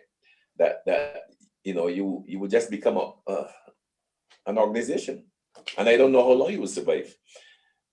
So there have to be rules, and so the rules are put there to try to keep the members in line, not necessarily to be disciplining nobody or going after nobody, but at least that the members can look up to these rules and say, well, ABCD, I'm expected to live according to ABCD. The other brother, I'm expected to live according to ABCD, and we go along like that. But if there's no ABCD, or you know, then we'd be like how it was in the days, you know, that we studied in the lessons earlier this quarter, where everybody was doing what they feel like doing, and that's not, you know, that displeased God. The fact that people were just doing what they wanted to do, what came to their heads, you know. So the church is not an army, is not, you know, is not one of those organizations where they take rules and so on and so forth. But there are rules, and the membership would be expected to live according to those rules. Otherwise, we would have just a loose organization that would not be a church, and that people would not be attracted to, because they will not see Jesus there and will not want to come there. Mhm.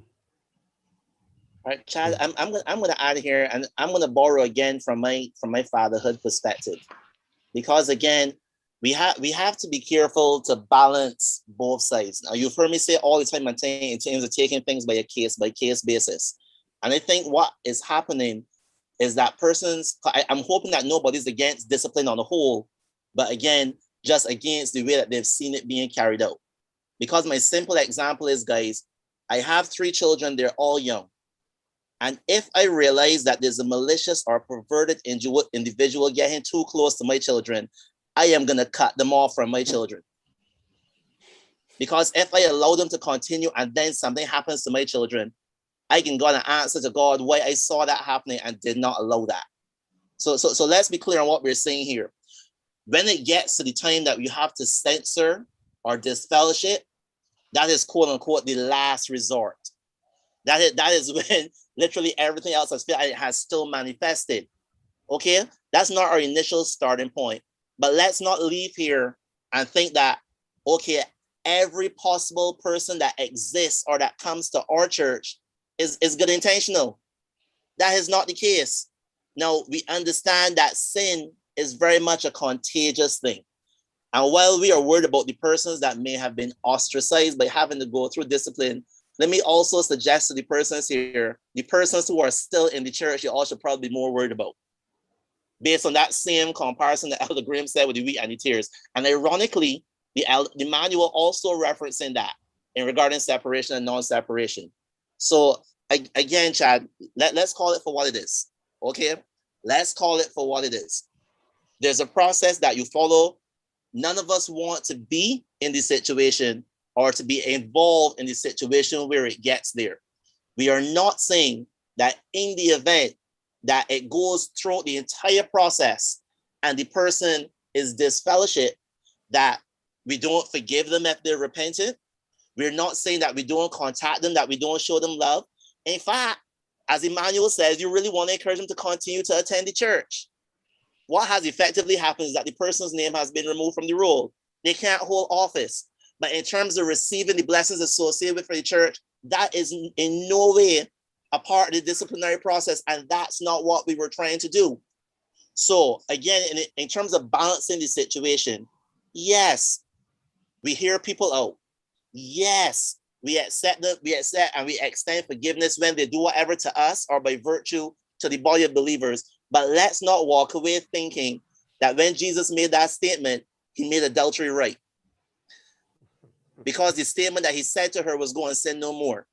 When he healed one of the cripples, he told the man, go and sin no more, lest a worse thing come upon thee. Sorry, a worse event come upon thee. So he's not excusing the action, but yet we understand that he still embraces them in love and he still restores them and redeems them, which we said is the ultimate point of the corrective process. We as a church have to make sure that we instill those same values, and persons do not think, especially the membership, that we're out to get them, that we're a bunch of police or judges with it. As soon as they mess up, I got you, kick you out my club. Because that's not what it's about. All of us have sinned. All of us just haven't been exposed. Mm-hmm. We understand that. And again, I want persons to understand that those of us that have to partake in this process, we are human and we feel the pain when it has to go that far. But again, when you stand behind the process as outlined in Matthew 18, and you know your church has followed the Constitution as it was laid out, you can sleep at night.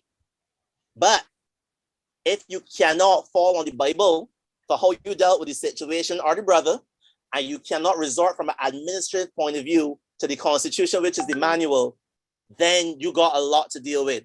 And if you're in that position, the Bible has already told us that teachers, hence elders, receive a harsher judgment. It is true. It is true. Very, very, very true. I agree with what was said. It is basically what we really hear, and it may seem to those who are listening very repetitive, but it's how it's administered. It's just how it is administered that is always going to cause the problem. And as a church, as a collective, and as individuals influencing the collective, we have to make sure that we, not like Pilate washing his hands, but we make sure that we do things in the correct way, as Brother Kenway says, so we can sleep at night. We want to have a clear conscience, and it's a sad situation when it has to come to that. Probably the problem is are we seeing ourselves as the phrase is spiritual police? Are we doing it out of vindictiveness? Because that should not be the case. It should be done out of love. Like somebody in chat, I think Brother Barney said, discipline, when done right, is an act of love. Brother Gregory Green simply put 1 Corinthians 5:1-5 in the chat, and that relates basically the principle behind that is unrepentant persons and how we deal with them. Brother Barney says church discipline is not intended to be punitive, but an effort to restore the erring one to a right relationship. And once we understand the intention, that should dictate how we move. As Brother Kenroy said, case by case basis. My understanding the case by case basis is that at the very minimum you assess the principle behind things. You assess the principle behind things. And once you assess the principle, and you move in the Spirit of God, because I see a lot of comments in the chat about what role does the Spirit of God play, and really and truly it should be utmost in our decisions. We should be asking for God's guidance in a serious way before we even attempt to start the process that we are discussing here this afternoon. There's one thing, Brother Rolla, I see your hand, but there's one more question we want to get into. So just bear with us. We will allow you to make your comment. But there's one question that has been on the burning there for a while. As it relates to marriage between an Adventist and a non-Adventist, is that grounds for discipline?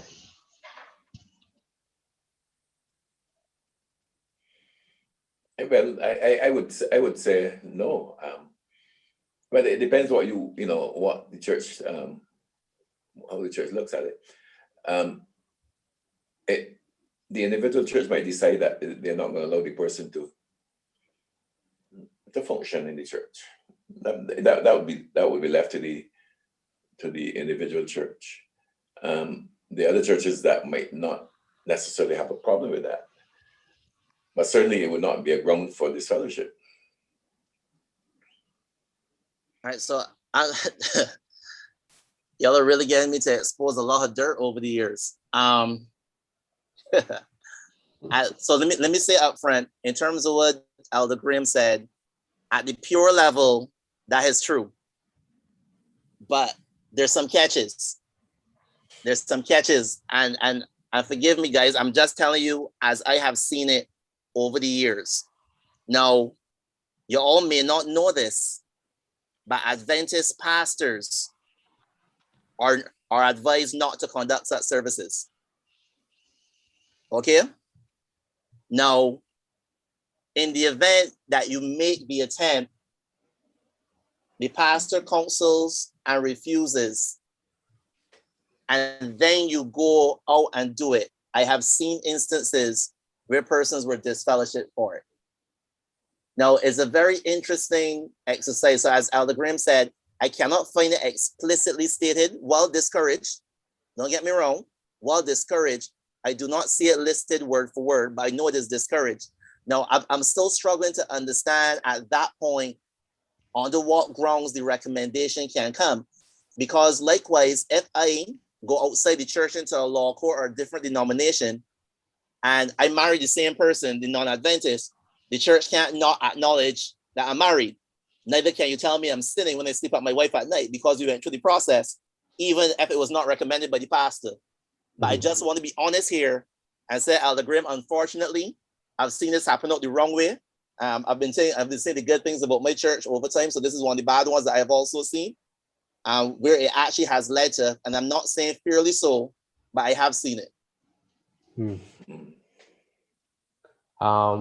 We're gonna allow any other persons who wish to talk on that, or we have a couple of elders in our chat that may want to also give input on that. But Brother Rollock, I'm not sure to which point you wanted to add, but I'm going to allow you to do so now. Good afternoon, everyone. Good afternoon, Brother Rollock. I just want to, I know earlier on we touched on the church being Not here. The church being negative. Not hearing you quite as clearly. It sounds a bit low, Brother Rollock. I just just want to touch on this point. That we touched on it a little earlier on in terms of the church being a little slow in taking action in terms of services or discipline. No, sometimes we have pastors that will come in and that they will want to, okay, let me say, I want to purge these records, and they want to go through the process that pastor didn't touch before. And so they say, okay, let's go through the records and see who we can get rid of. And so some members, they cannot find by way of phone, address, or anything like that. Should we still take action on such members before finding members by way of phone, address, or anything like that? Brother Rolla, are you saying that the persons were, I want us to be clear, supposed to be disciplined in some form or fashion? Yes. Or is it just, okay. But if you can't find a person, you really can't deal with it, Brother Rolla. I mean, you can't deal with an issue like that except the person knows about it. It's very contrary to natural justice. I'm also there, Chad. Brother Rolla, you were a little bit soft, so I was struggling to hear, but based on what Elder Graham and Chad's response were, I heard you refer to removing some. You made an example where the possibility where truly just open up the books and say, let me see who we can get rid of. That was the example you gave. In other words, they're saying that let's purge the books. Let you have a lot of members that were supposed to be disciplined years ago, but was not disciplined, and let's do this now. That's one. I know persons who were disciplined and didn't even know that they were disciplined.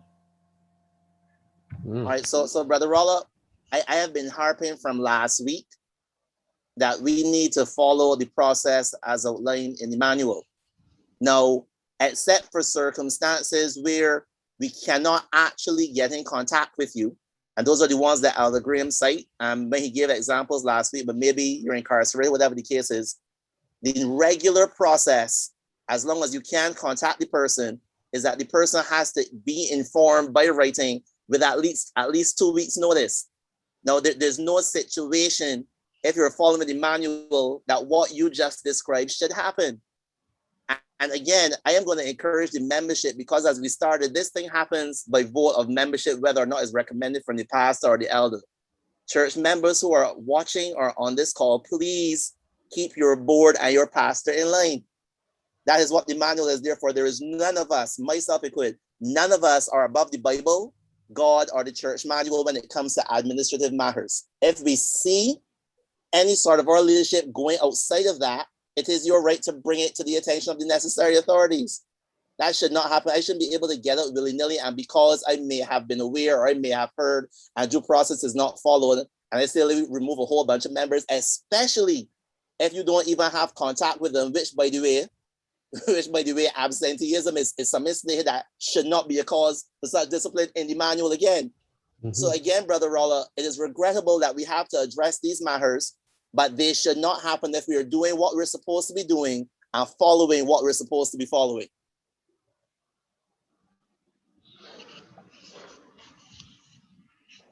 All right, I concur with what you said, Kenroy.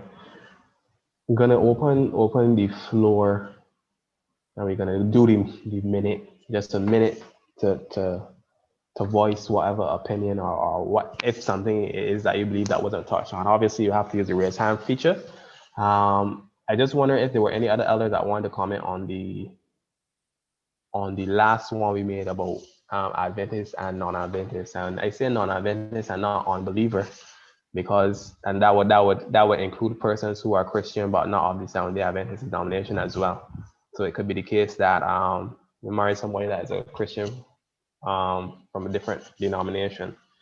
I don't know if there are any other elders that wish to get involved in this discussion,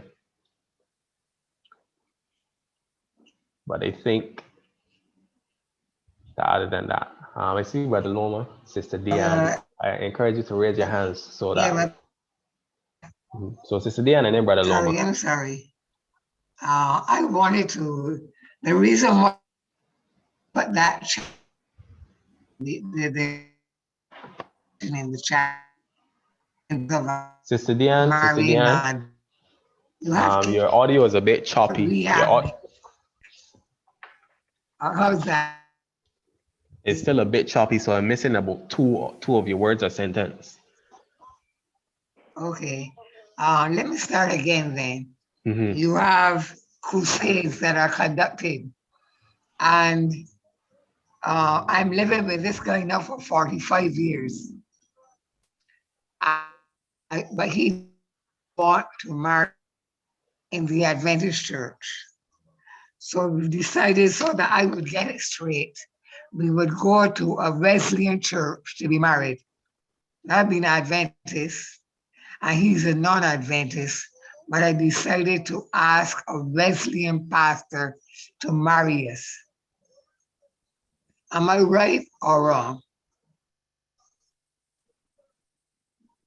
This is a scenario, or this is your personal situation? I'm asking the question. Oh, okay. I'm asking the question. Oh, okay. All right, so again, Sister Dion, I from the sound of your voice, I think you're clearly more experienced than me, and I represent at least one situation from my church. It's something we see all the time, Chad. It is, and again, in the context of this conversation, we see persons do it, especially if the Adventist pastor is not willing, or in some cases not permitted to carry out the exercise. Now, there are a few situations that get as gray as this, because now we're balancing the whole concept of what right has lightness with darkness and can two walk together as long as they agree, etc., etc. But this is as gray as it gets. So, Sister Dion, you asked a different question to what was asked earlier. No, you were asking about the rightness or the wrongness, as opposed to whether or not it's a disciplinary offense. Now, Sister Dion, I am not brave enough to deal with matters of conscience, because, like I said, even if we counsel against it and the person still go ahead and does it, there is no provision for us not to recognize the legality of the marriage. There's none. In fact, if the person does it and we don't this fellowship, then whether or not we should, we don't even have the right to withhold the person's office. Okay. There's no provision for that. So this is very, very great. So I'm not going to try to answer the rightness or the wrongness, because it's really going to come down to your understanding and belief system regarding whether or not persons of unsimilar beliefs, and this goes beyond even just simple denominationality or actual religion. It could be other things as well. Whether or not you should be together, that has to be guided between you and God. But in terms of church discipline, if you happen to be part of a church that disciplines you for it, and you think that you have been dealt with unfairly, there is a process by which you can appeal. I have seen it done both ways in our church, and I'll actually give you one. There was a case where the guy would not be married in our church. It was a guy in this case, and he went out and got married at the ladies' church. He was not disfellowshipped. It was never formally dealt with. And then after about 3 years, we noticed that whether due to intent or inadvertence, the guy was withheld office. And then that became an issue, because if it was not dealt with and there's no grounds for removing him, then we should allow him to function. And we were forced to basically let it be, let it stay, acknowledge the guy, and try to welcome the woman. I hope she get baptized. Now again, go ahead, Sister Dion. Elder Kenroy, the reason why I did not say who the person is, Grace, on these Zooms, you don't know who are on these Zooms. So it's a real thing, not me, of course, but the point that I'm trying to make is that the person is trying to get their life regulated.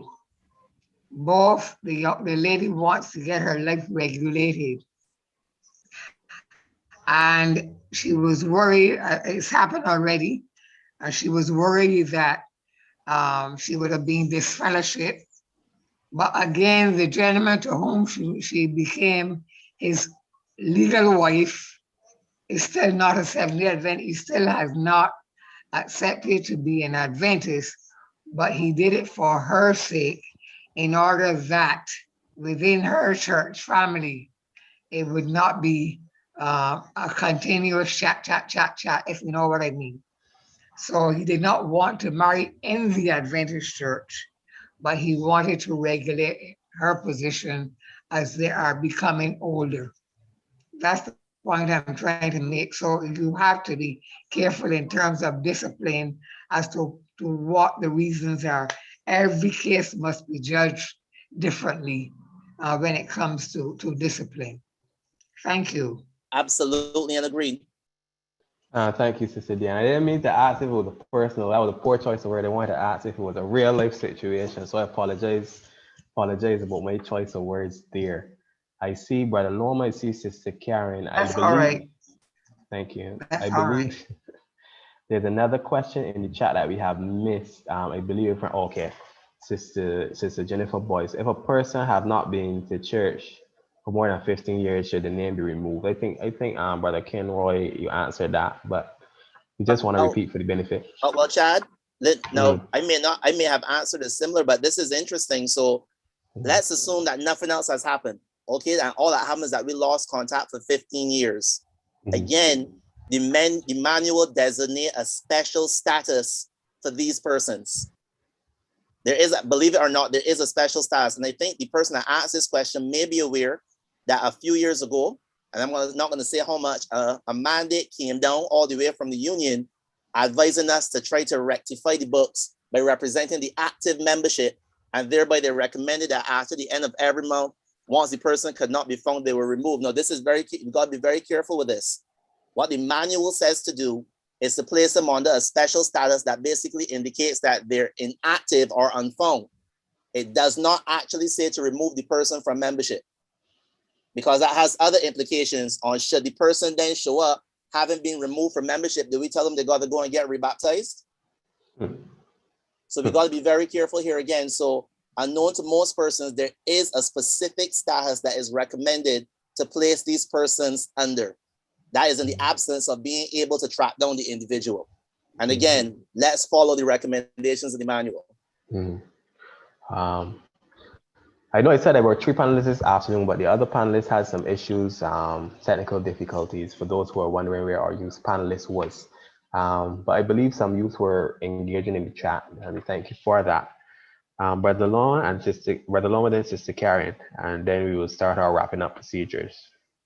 I'm just responding to your request for elders to comment on the issue of the discipline with the situation where a person is married outside of the denomination. I just looked through the 14 reasons for discipline. I did not see that in there. So there's no grounds for discipline as far as I can see. I didn't see it in there. All right. I want to also say that in terms of the 2 methods of discipline, censorship, that's for a period of time. I find that we rush to removal from membership too quickly, because censorship says to the person and says to the world at large that the church disapproves. And removal from membership says that we have tried to reconcile this individual to the church, to bring this person back to the church, and the person does not demonstrate that they want to rejoin the church and adhere to the rules which govern the church. But I would like to ask the question: Have you seen anyone disciplined for Sabbath breaking or profanity? Sabbath breaking is one. Sabbath breaking is one that is difficult to prove, really, because we live in an age now where people can argue and reason and whatever the case may be. And yes, we came out with the traditional view that people who are involved in the medical field and so on can go to work on Sabbaths and so on. But there's so many other professions now that a fellow can engage you on that. It's very difficult to say to him that it is not an essential service. Maybe at the time when the manual was drafted, it was simply the medical field. But since then, you know, there've been police officers, there've been fire officers, there've been, you know, all sorts of people who are also very, very, very essential, and so on. So it is one that I think that the church would have gone, if you want to use this term, would have gone soft on, for the simple reason, as I said earlier, that we're living in changing times. We're living in changing times and so on. And you know, you got somebody who, for instance, who's working in an area where something happens on the Sabbath and you have to go in and so on. You know, it becomes essential. It becomes essential. Nothing to do with the hospital, nothing to do, you know, with the clinic or any such thing. But it becomes essential. And I think then that the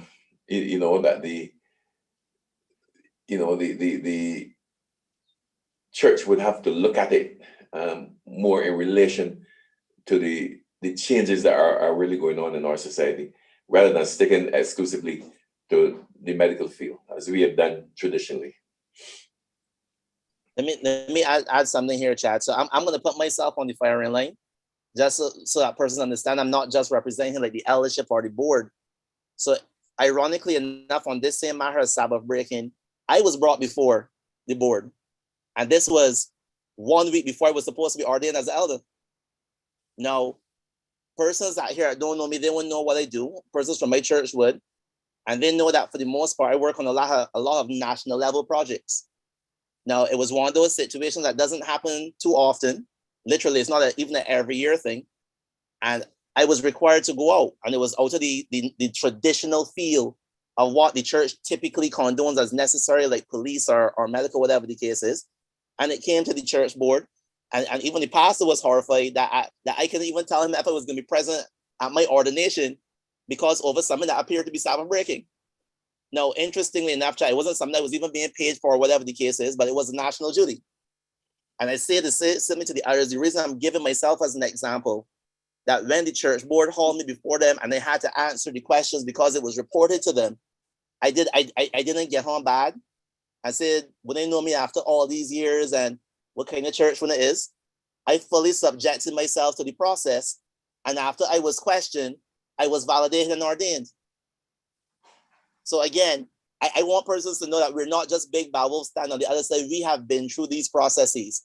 And you're going to find in many times church members that a lot of the persons that subscribe to the ordinance of different forms of discipline, they themselves have gone through it. And in many cases, they have benefited from going through the process. And that's why they're still proponents of it. So again, we understand, we live it, we have gone through it. And I'm saying that the same way I understood the concern in my church when I was hauled before for Sabbath breaking. And I had no fear that God's guidance would shine. And here I'm on the other side representing discipline to somebody else. The irony in the situation. For me, the way I look at that question of Sabbath breaking is what Jesus said. It's lawful to do good on the Sabbath day, and I think if we use that as as our standard, then we would probably better understand. There are some colleagues of mine, for instance, who involved in criminal law, who are Seventh Adventists, and they get a call a Friday night that somebody get arrested and so on. And some of them are, they're really torn between whether should they go or shouldn't go. And you're saying them, but what Jesus says is lawful to do good on the Sabbath day. Now you won't want to be seen down there every Sabbath. But yes, a fellow working for Lion Power, and the pole fall down by corner. Are you telling me that he should live it to Sunday? No, I think that he should be able to go there and help with if I put the pole on the Sabbath day because he's doing good on the Sabbath. And that's what I'm saying. That is one that is within the change, if you want to call it change, because of our changing times. And we can't be strict. But I know the minute that I say that, then people are going to say that why are you not strict on A and you want to be strict on B? And I really don't have an answer to that. All I'm saying is that we're not static, we're dynamic, and there are changes coming on sometimes swiftly and so on. And we've got to be able to sit back and to examine exactly what is happening with us and so on. So we can't be dogmatic about a lot of things anymore because of the society that we live in. But we still have to be certain, at least we still have to make sure that the church, that the standards don't just tumble down. So we have to be able to keep the standards, but we have to keep our eyes on the fact that we're living in changing times. Thank you. I'm going to actually read Brother Barney's post. I believe is a quotation from Testimonies, Volume 7. I believe that's page 262. He also counseled us that we should really look into chapter 52 of Testimonies for the Church, Volume 7. I'll read the excerpt now. No church officer should advise, no committee should recommend, nor should any church vote that the name of a wrongdoer shall be removed from the church books until the instruction given by Christ has been faithfully followed. When the instruction has been followed, the church has cleared herself before God. The evil must then be made to appear as it is and must be removed that it may not become more and more widespread. The health and purity of the church must be preserved, that she may stand before God unsullied, clad in the robes of Christ's righteousness. So what we are saying is, God do it right. That's the long story short. You have to do it right. You have to follow the due process and stuff. I know that we have been repeating ourselves a lot, but it's repeating for benefit. I believe that most of the questions are coming from a place where they've seen it administered in the incorrect way. And obviously that is what's leaving, as Kenroy said, the sour taste in our mouths. But we really have to really chart a course on how we're going to do this properly. And properly does not mean that we wait till they get the stage of business being in church discipline, but how we really engage in our members, engaging each other, and in a sense, holding each other accountable and moving forward on the right path. It should not be when things come out that we should be, oh my goodness, this, that, and that's, and the third. So we really have to have a serious look at how we move internally, whether it be as individuals or as a collective. I see one more quotation. Isolated acts of Sabbath breaking should not be considered as grounds for discipline. It is when Sabbath breaking becomes a persistent habit and the guilty one is unrepentant. It is then that the church has a responsibility to act. And both of those are wise counsel. I believe as the sun is setting, I think that's always a good time to wrap up the way. As the sun sets, we can reflect on the Sabbath and have some hope for the week ahead.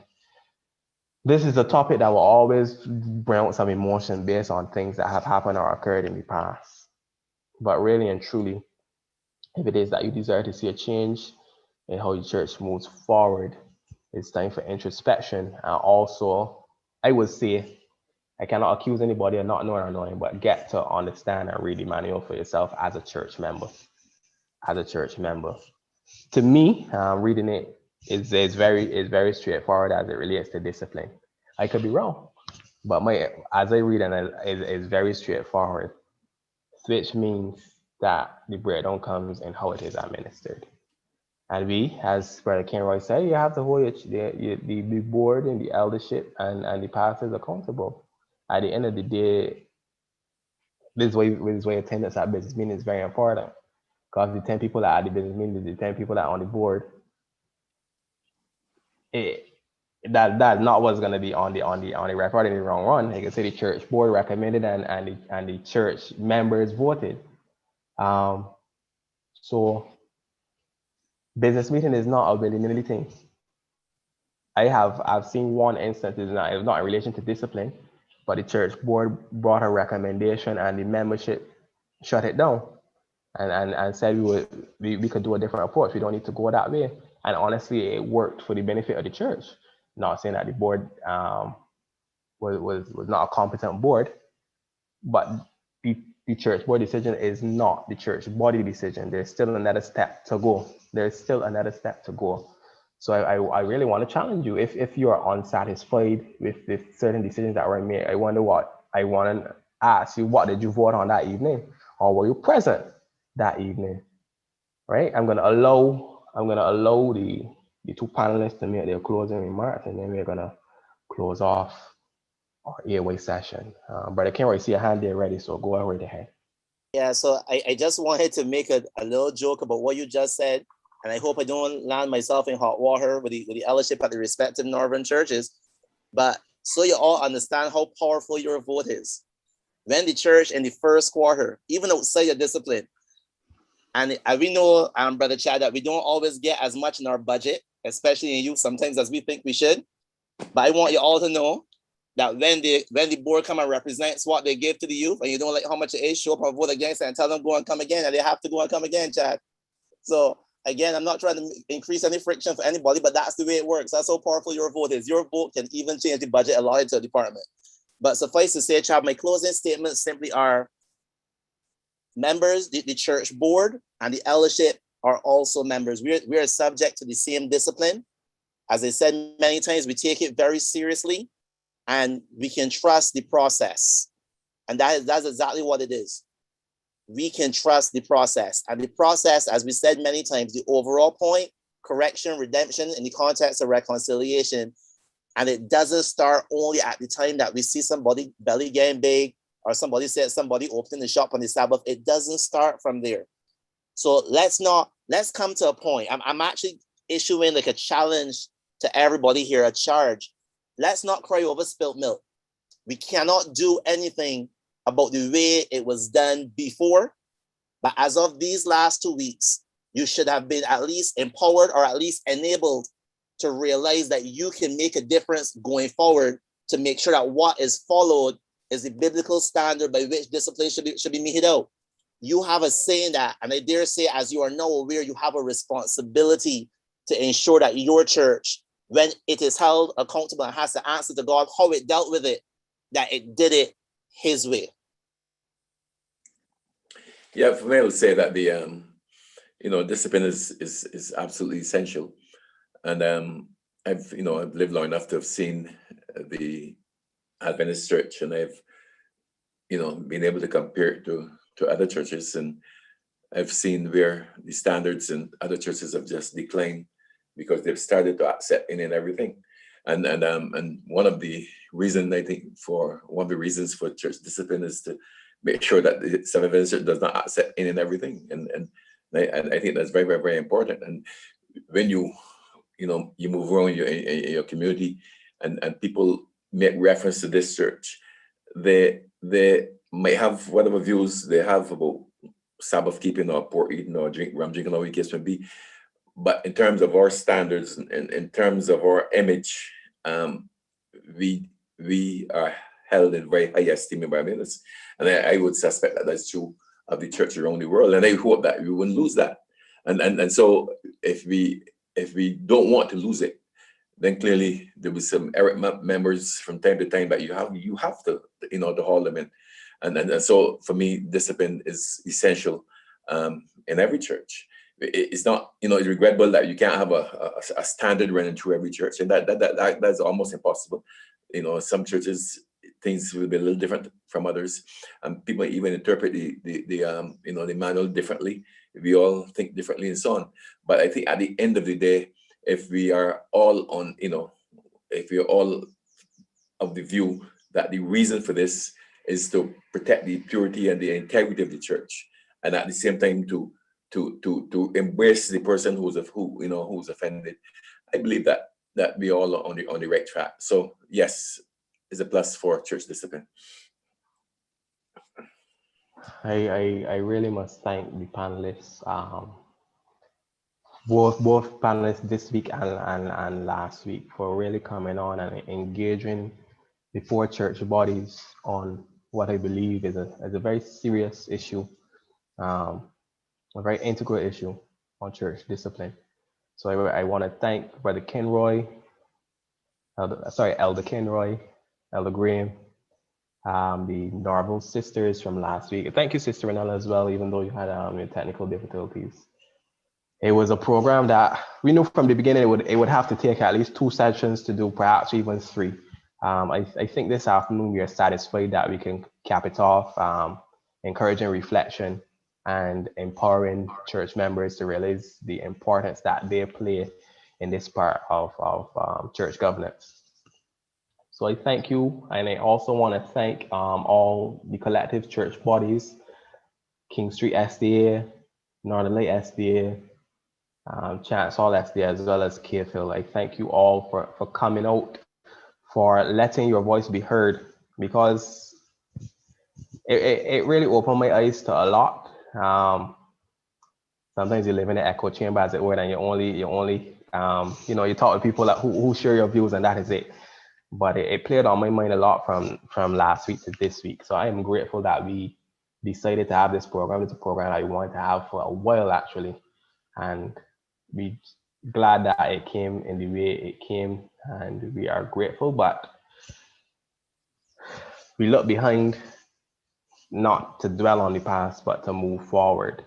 We have made mistakes. There's no doubt about that. I believe each church has made mistakes, and I'm not saying that to say, well, horrible church or lashes or anything like that. But we have to move forward. We have to make sure that this is a process that we do in the correct way. It's not just a matter of organization or it's not just a matter of image. Well, that is important. It's also a matter of we need to, for those who really take conscience seriously, you want to be able to sleep good at night. You want to be able to sleep good at night and know that you exhausted all measures possible. And it's my hope and my prayer that we don't just leave this as a discussion, but it really encourages change in how discipline is administered. So I thank all those for coming out. And at this time, as we reflect on the program, I'm going to sing our closing hymn, and then we're going to have our closing prayer. And I think there is no hymn more fitting than "Can the World See Jesus in You?" Because when we make these decisions, really and truly, the world should be seeing Jesus in us. The lyrics go, "Do you live so close to the Lord today, passing to and fro on life's busy way, that the world in us can a likeness see to the man of Calvary?" So I'm going to sing as we close, and then we're going to have our closing prayer. Do we live so close to the world today, passing to and fro on life's busy way, that the world in us can a likeness see to the man of Calvary? Can the world see Jesus in me? Can the world see Jesus in you? Does your love to him ring true, and your life and service too? Can the world see Jesus in you? Do we love with love to his own akin, all his creatures lost in the mire of sin? Will we reach a hand whatsoever it costs to reclaim a sinner lost? Can the world see Jesus in me? Can the world see Jesus in you?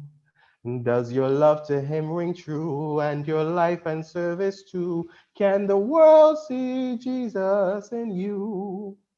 As an open book, their lives will read as the words and as given daily heed. Will they be attracted or turn away from the Christ we love today? Can the world see Jesus in you? Can the world see Jesus in me?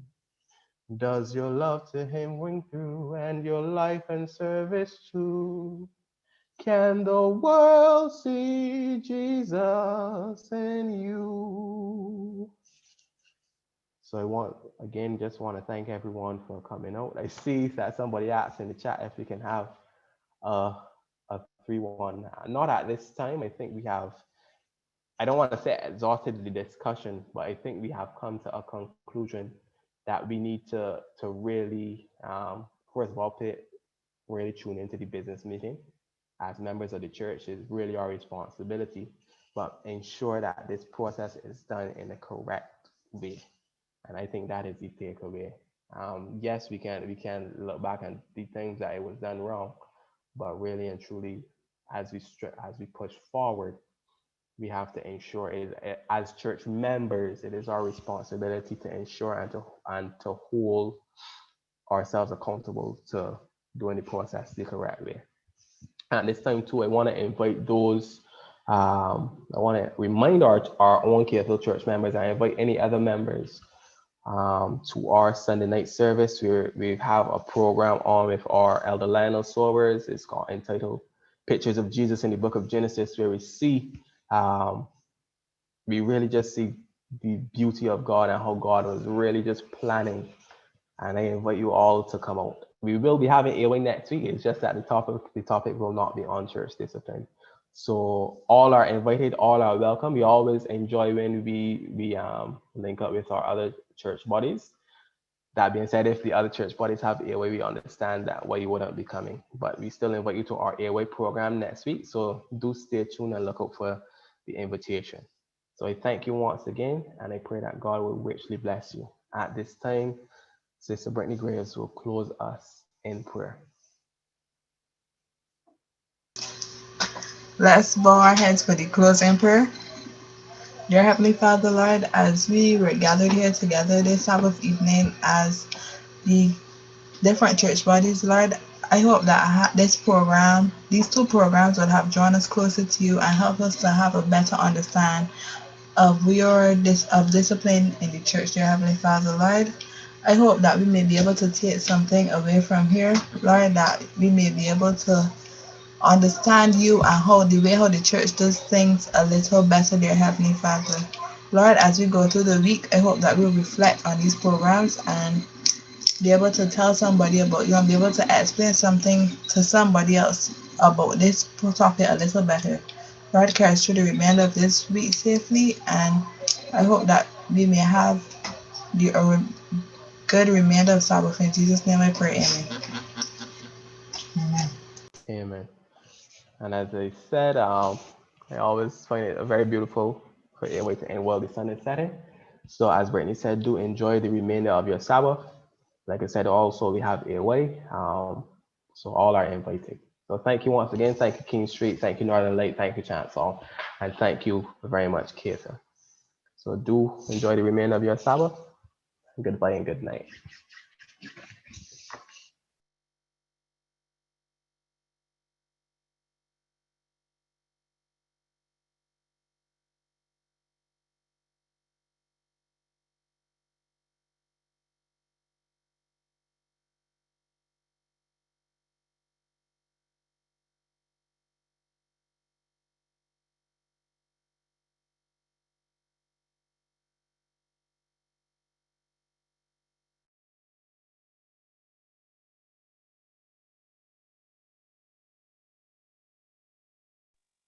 America.